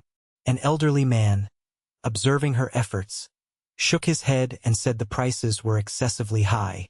The other sellers nearby mocked her, ridiculing her attempts to appeal to buyers by relying on her looks, a tactic that clearly hadn't yielded positive results so far. The girl's spirits were visibly low when our protagonist appeared. She was visibly dejected as the other vendors noticed her, assuming she looked impoverished, which they thought would hinder her chances of closing any deals. Seeing her saddened state, the young woman approached him, timidly asking about his interest in real estate. He immediately expressed a desire to purchase a villa. Recognizing him as Zobi, her former classmate, she offered to show him the plans and models of the houses they had available. However, he was more interested in seeing the properties in person instead of viewing static images. She inquired whether his car was parked outside, but he responded that he didn't even own one. Her companions, overhearing this, began to laugh, puzzled by the idea that someone without a vehicle could aspire to buy a mansion. The girl, however, suggested that he could hitch a ride on her motorcycle, which seemed like a viable option for him. He then revealed his true identity, Luken. She recalled hearing that he was confined to a wheelchair, but he reassured her that he had recovered and was doing much better. A few moments later, she expressed gratitude for him purchasing the property and casually asked if he played any games in his free time. He replied that he enjoyed playing a game called Tal and Perrin and hinted that perhaps they might meet there someday. The transaction for the villa was so swift that he had already returned to his farming activities by the time she finished her words. Having arrived in a new region, he immediately set out to hunt down the 10,000 BCHI monsters that were scattered across the landscape. His keen eyes quickly spotted a colossal gate that seemingly led to another map or zone. Standing before it, he observed the soul of a girl whispering that she was miserable and desperately needed help.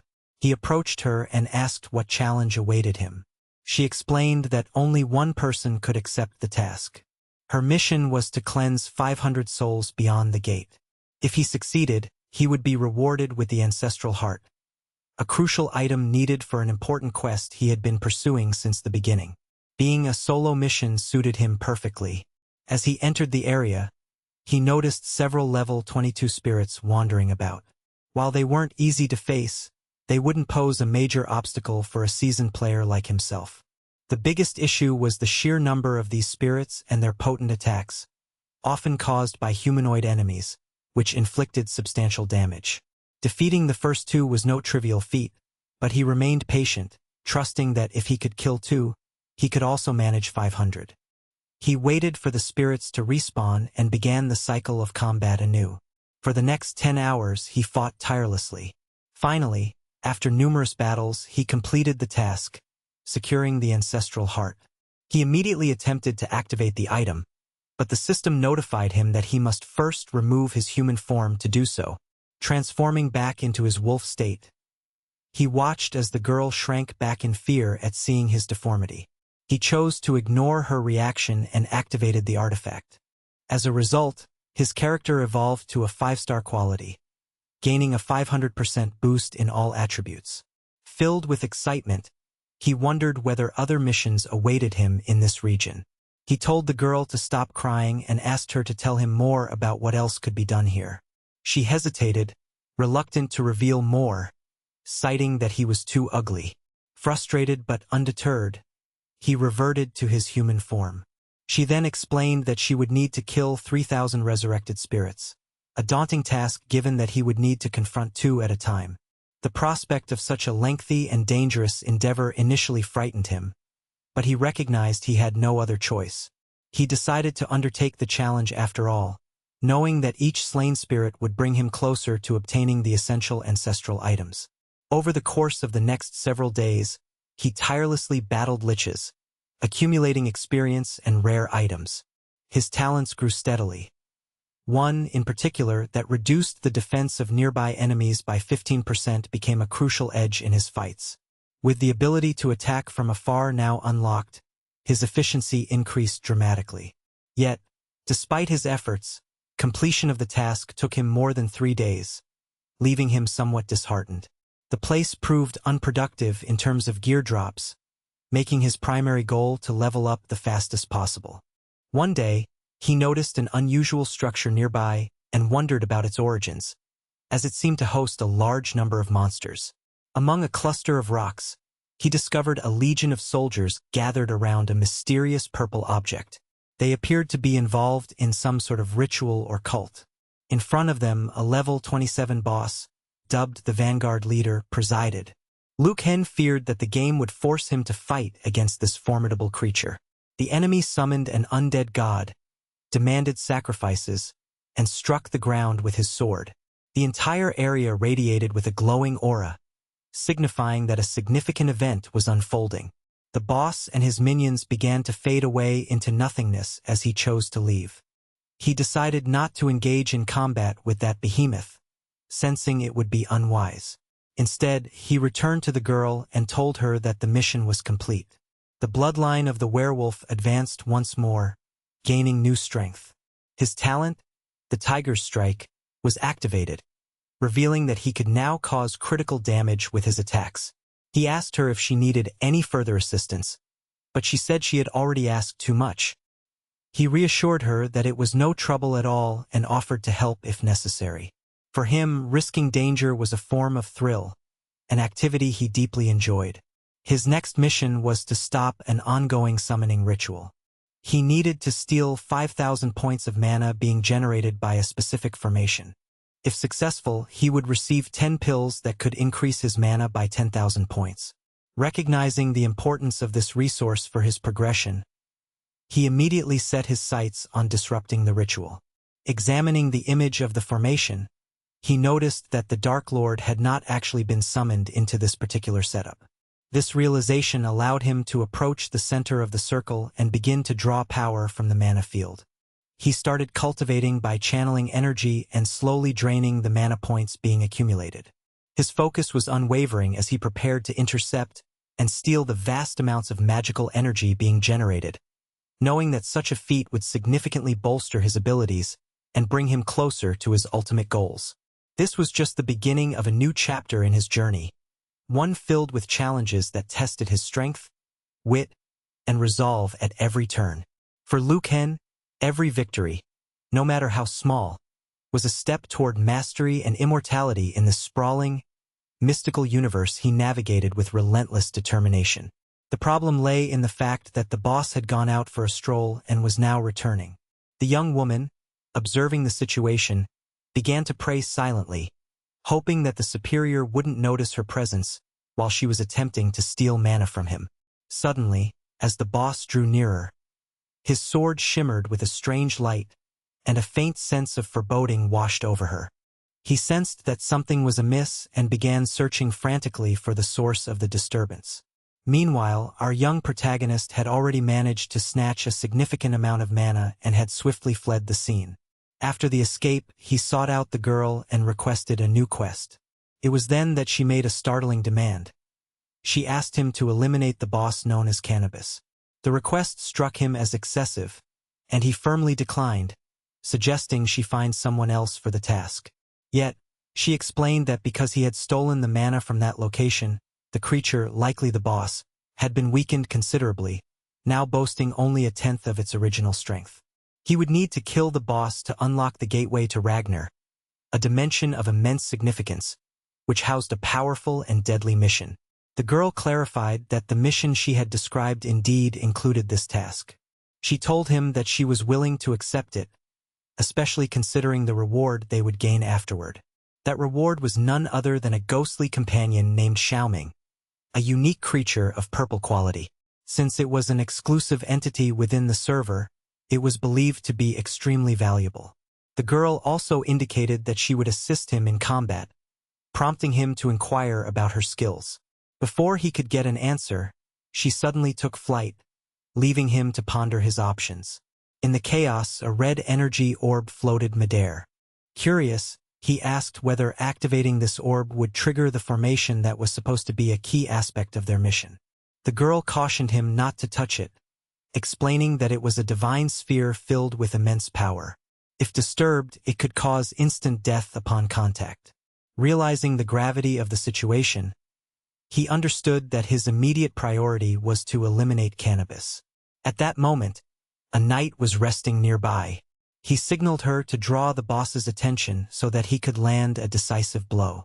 She warned him that if she were struck even once, she would be utterly destroyed. He inquired about her purpose in being there if she was that fragile. She responded that his strength was only 1/10 of what it was, and that she was even weaker. Chun, the young man, acknowledged her words and decided to proceed solely because of the potential benefits. Without delay, he launched himself at the creature, unleashing a barrage of attacks that inflicted around 1,600 points of damage per strike. Considering the boss's 30,000 health points, this was manageable. Yet suddenly, the creature stirred and began to rise. The girl warned him to be cautious, as the boss was preparing a counterattack technique. Her warning piqued his excitement. If she had it, he reasoned, he could perhaps acquire it as well. Rushing forward, he declared his intent to solve the problem himself. The boss swung its sword in a powerful cut, but he narrowly dodged the attack. Had he been hit, his health would have plummeted to 0. Seizing the opportunity while the boss was momentarily recovering, he intensified his assault, causing more damage. Meanwhile, the girl offered insights about the techniques the boss might employ, impressing him with her thorough knowledge of the enemy's fighting style. As the boss lifted its sword to deliver a lethal blow, she warned that the only option was to retreat. Both of them would have to make it back to the valley's entrance to survive. A massive explosion swept across the battlefield. The girl's words echoed in his mind, acknowledging that her earlier advice had been on point. The question persisted: how could others be capable of defeating such a formidable foe? 8 minutes stretched on, with the battle raging fiercely. Neither side had managed to conclude the fight. Then, unexpectedly, the girl opened her arms and emitted a radiant golden light, restoring her energy completely. In a swift motion, she launched herself forward and executed a final, devastating attack. A tiger-shaped slash that struck the boss down.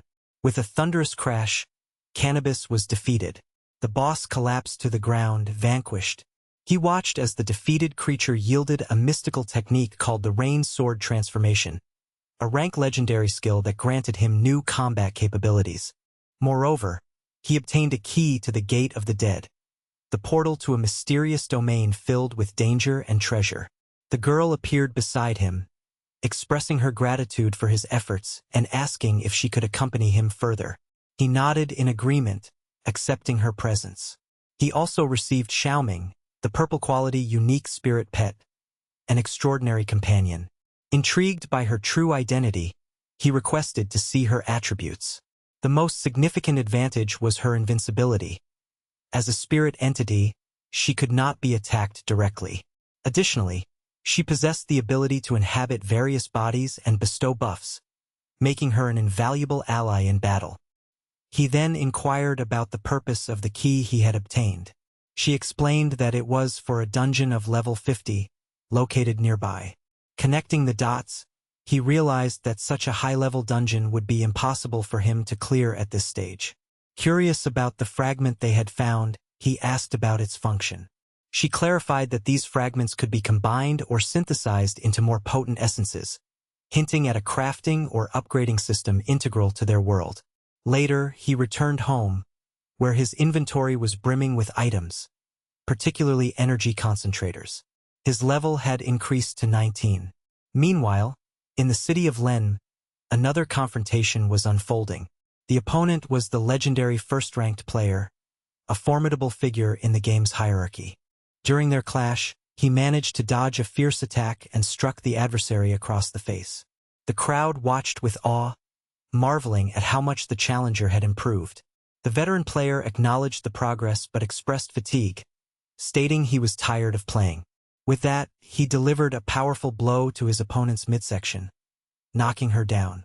Not stopping there, he launched a series of relentless attacks to try to finish her off. Len was defeated, and the player quickly apologized. However, he dismissed her modesty, calling himself a Lixo, a term implying he was trash, and warned that this fight was a testament to how poorly his guild performed. Len responded calmly, accepting the insult and questioning why he was involving her entire team in this confrontation. The young man explained that it was because he was the leader of his guild, and she was the leader of hers. She solemnly declared that she would never tarnish her guild's reputation and would leave if that was required. Skeptical, the others hesitated but expressed a desire to see her step out from the group. She apologized for causing any shame among her friends and claimed that she didn't want her team to suffer embarrassment due to her actions. But suddenly, an unexpected figure appeared, an individual whom everyone believed had been absent for a long time. He questioned why she was allowed to leave the guild. It was clear that this rogue's true intention was to prevent the girls from departing. The crowd was stunned, for no one had seen him in ages. He looked around, as if assessing the situation. He then asked if they were bothering the poor girl, and she, perhaps embarrassed or instinctively defensive, apologized for the shame caused. But now his mood seemed lighter. He remarked that it was his fault and that he would take responsibility for the chaos. His presence shifted the dynamics dramatically. The legendary first-ranked opponent, known as the Old Rank One, declared that today they would end the protagonist's life or disband from the server altogether. The warning sounded ominous. He cautioned them that the situation had changed significantly since 10 days earlier, and that their entire alliance faced a new, far more dangerous reality. The battle lines had been redrawn, and everyone involved knew that the stakes had never been higher. Once again, the unfolding tale took a new turn, as the seasoned warrior of the realm declared his intention to leave if he faced defeat. His words rippled through the gathered crowd, sparking a wave of curiosity about who might abandon the ongoing battle. Two guilds stood confrontationally before the city's walls, their eyes locked in a tense standoff. Onlookers whispered anxiously, noting that the protagonist's guild appeared to be severely understrength, with noticeably fewer members than their rivals. With a broad gesture of openness, the warrior stretched his arms wide, proclaiming that anyone who wished to flee could do so at that very moment. His bravado was met with mixed reactions, but amidst the tension, one of his comrades stepped forward, urging everyone not to lose hope and to stand firm. The young fighter, however, merely responded with quiet confidence, assuring his allies that they should not worry, as he intended to make it clear that no one should dare to challenge his guild's honor. The assembled crowd was incredulous. They found it hard to believe that someone would face an entire opposing force alone, driven solely by overwhelming rage. As the enemies advanced towards him, attempting to strike him down, they remained oblivious to the fact that the young warrior had grown immensely stronger following a recent spiritual trial. Observers from afar watched the fierce confrontation unfold, uncertain whether he could truly emerge victorious. The leader of the opposing guild announced that today, the young hero would vanish from this realm, but he dismissed the threat with unwavering certainty. Without hesitation, the young fighter brandished his twin blades and launched an aggressive area attack. His dual sword strike created a devastating wave that inflicted damage upon all enemies within range, more than a tenth of their health points. This was a level of strength the leader had never encountered nor imagined, causing him to wonder how anyone could wield such destructive power upon so many. The young warrior pressed on without pause, systematically dismantling the rival guild's forces before the leader could intervene. His relentless assault left the opponents sprawled across the ground, all incapacitated, and within mere moments, even their leader faltered and fell to the earth. Surprised by the extent of his power, a powerful area of effect skill that seemed almost inexorable, people realized that the young fighter's mastery allowed him to cleave through foes as if they were nothing. What struck everyone the most was the disbelief that no one from his own guild seemed to be rallying or offering support. Instead, they watched in awe as he persisted in ruthlessly executing the fallen bodies to ensure they met their end twice over. The observers found it peculiar that their comrades appeared almost forgetful or perhaps entranced, unable to comprehend whether he was truly capable of such force or relying on some form of cheat or hack to achieve it. In the aftermath of the slaughter, it became clear that no adversary would seek to challenge his guild again in the near future. The warrior then decided to leave an unmistakable message, a warning that the enemies would surely remember. He stormed into a tower he had visited previously, where he had reached the 5th level on an earlier occasion. His aim was to ascend even further, not wanting to return to that place again for a long time. The first few levels he cleared with astonishing speed, less than 10 seconds per floor, leaving witnesses astounded. One observer, Ling Chi, mentioned that he reached the 5th floor in under 13 seconds, a feat that filled the community with a mixture of excitement and skepticism. Some harbored doubts about whether he could safely surpass the 15th floor, but Len, a less confident ally, hesitated about his ability and even considered betting against him. The journey upward was filled with tense moments. On the 12th floor, the first time he struggled to dispatch enemies with a single blow, the young fighter finally reached the legendary 15th level after a long effort. His friends expressed suspicion, whispering that he might be using some form of cheating or exploiting an advantage.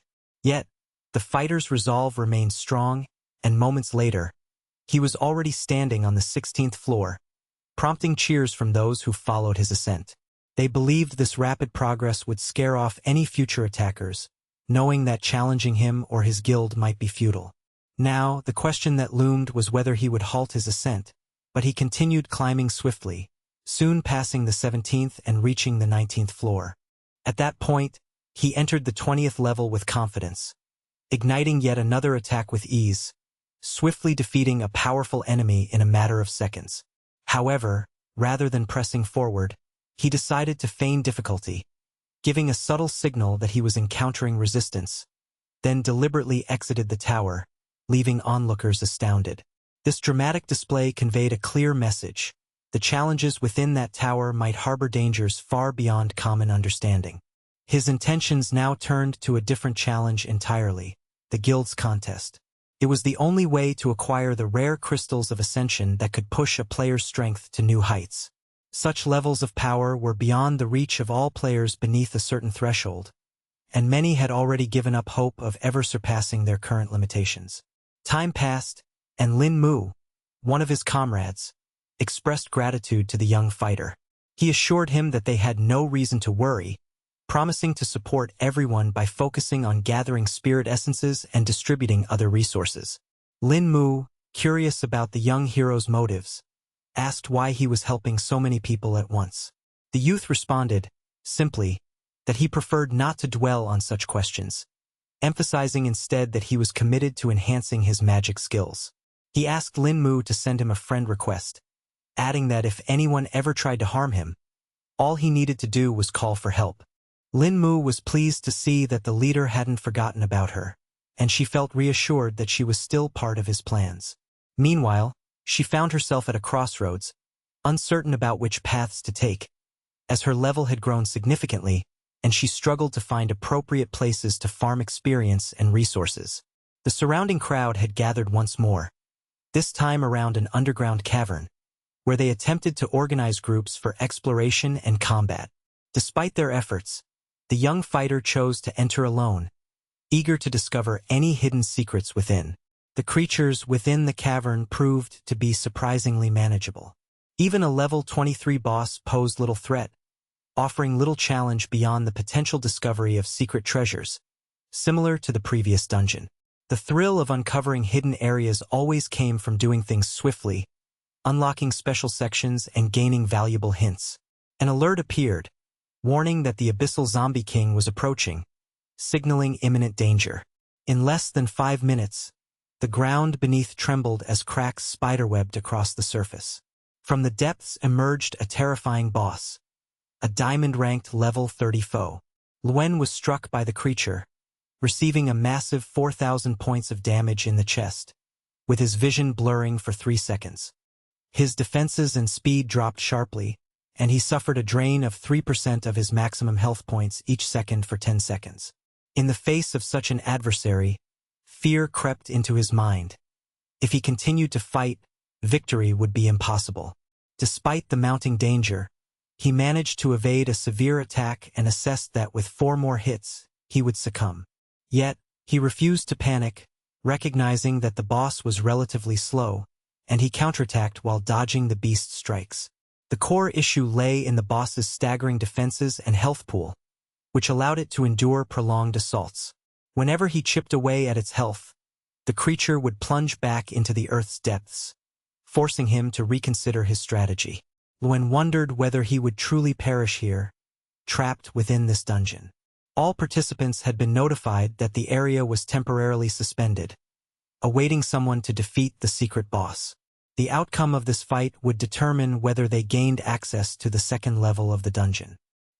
His sister, deeply frustrated, was on the verge of reaching the boss herself but now feared her progress would be halted, an annoyance she expressed openly. Her friend assured her that it wouldn't be problematic. Once the secret boss was defeated, they would unlock the second floor. Yet she, burning with determination, refused to accept that and was ready to face off against the malevolent creature blocking her path. As she prepared herself, her friend mentioned that only one individual in the entire realm dared to challenge that boss alone. She wondered who it was and what drives their unwavering resolve. In the midst of uncertainty and danger, the story continued, weaving through battles, ambitions, and alliances. The young fighter's journey was far from over, and the echoes of his battles would undoubtedly resonate through the realm for many days to come. Once upon a time, in a world where virtual battles and digital adventures reigned supreme, there was a character whose journey was filled with twists, surprises, and ingenuity. His story was woven from a series of encounters with formidable enemies, clever strategies, and the relentless pursuit of success within a vast online universe. It all began with the discovery that a certain individual, known merely as that guy, was not entirely what he appeared to be. At first glance, he seemed just another player, one among countless others vying for dominance. However, beneath his unassuming exterior lurked a secret. He was actually the same person who had been secretly helping him all along, an identity hidden behind a mysterious mask that concealed his true self. The battlefield where their drama unfolded was a rugged terrain, scarred by countless clashes and brutal encounters. Our hero was engaged in a fierce struggle, wielding his skills against an oppressive boss entity. Despite his best efforts, striking the ground with relentless force, he proved unable to inflict any meaningful damage. The boss, an ominous and powerful creature, seemed invincible, defying all attempts at defeat. Even the ghost's illusion, which granted invisibility and supposed sneakiness, was insufficient to locate the beast's true position. It was as if the creature knew his every move, hiding seamlessly within the arena's shadows. Suddenly, quite unexpectedly, the boss emerged from below the Earth's surface, materializing directly in front of him. The terrain had concealed its location perfectly, and the entity's invisibility left our hero at a disadvantage. Seeing his chance, he swiftly opted for stealth, launching a surprise attack from behind the creature. With precision and determination, he delivered several powerful strikes to its neck, aiming to exploit any weakness he could find. This intense combating process continued for over half an hour, during which he relentlessly pressed on, refusing to give up. His perseverance paid off when, finally, the creature succumbed and fell to the ground defeated.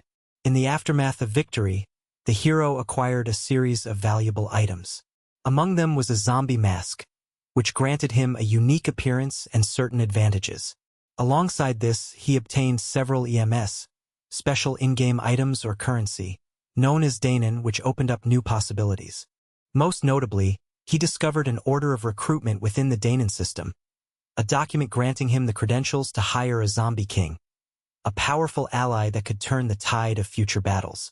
The mask's enchantment also reduced the energy consumption and slowed down the movement speed of other players who encountered him, giving him a tactical edge during encounters. Yet, perhaps the most prized possession he acquired that day was a special key. This key wielded immense power, conferring access to the second level of a place called that dainen, a secret realm deep within the game's universe. In that moment, the hero activated the key, causing a luminous gold light to rise from the depths, illuminating his surroundings. His decision to deploy the key was strategic. He wanted to be the first to explore this new domain and complete its challenges before others could claim it. Interestingly, the interior of the realm was unlike any typical dungeon. There were no monsters lurking within. Instead, it was a mysterious, personal space managed by its owner, allowing him to set prices for entry and decide which monsters or items would be available for exchange. This realization opened up a new chapter in his adventure, a way to generate revenue without constantly battling monsters himself. He began investing in upgrading his private domain, spending a significant amount of in-game currency to elevate its level to the lofty height of 20. Within this space, he also purchased various creatures to showcase and offer to other players, transforming his domain into a virtual marketplace. Organizing the realm, he prepared it for the momentous day when he would open its doors to the public. Soon, rumors spread among the player community about a mysterious, radiant laser beam emanating from a remote, secluded location.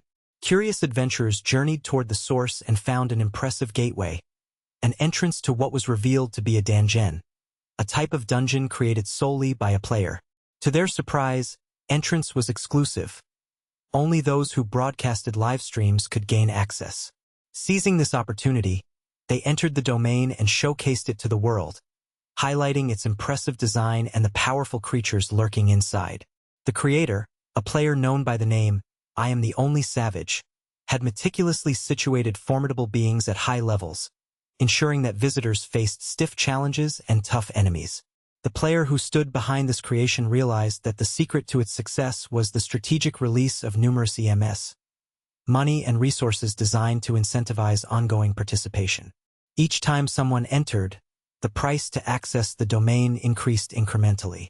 This clever mechanic attracted greedy players, who kept returning multiple times in hopes of gaining more likes and validation from viewers. Their repeated visits helped boost the content's visibility, leading to a cycle that encouraged more engagement and revenue generation for the creator. Looking back on his achievements, the creator reflected on how his domain became a hub of activity and profit. His trick was in balancing the difficulty level of the monsters with the overall experience, making the zone challenging enough to captivate players, yet rewarding enough to keep them coming back. Over time, his reputation grew as players flocked to this virtual haven, eager to test their skills and claim the rewards. The combination of well-placed, high-level creatures and the strategic pricing of access created a dynamic environment where greed, competition, and entertainment intertwined seamlessly. As the story continued, more players became intrigued by the domain's allure and the creative genius behind its design.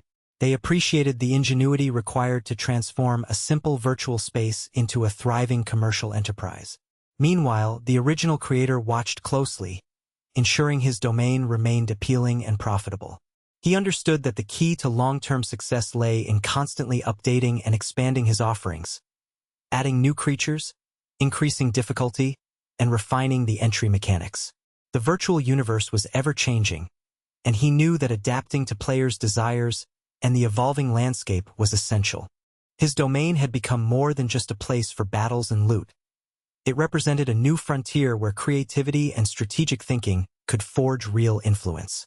As he looked ahead, he envisioned new ways to harness the system's potential, pushing boundaries and exploring fresh ideas to keep his enterprise thriving. In this digital realm, where each decision could lead to glory or ruin, the creator's mastery of game mechanics and his understanding of human nature allowed him to stand out. He continued to innovate, setting new standards for others to follow. His journey was a testament to how ingenuity, strategic planning, and a keen sense of market dynamics could turn a simple game into a thriving digital empire. And so, amidst endless challenges and opportunities, he pressed forward, knowing that his story was far from over, that each new adventure held the promise of greater victories and unforeseen surprises. In the grand tapestry of this virtual universe, every player had their own story to tell. Some sought fame, others fortune. For many, it was the thrill of discovery that kept them logging in day after day. And for a select few, like the creator of this domain, it was about transforming their passion into a legacy, building worlds within worlds, where imagination knew no limits and success was only a matter of strategy, perseverance, and a touch of brilliance.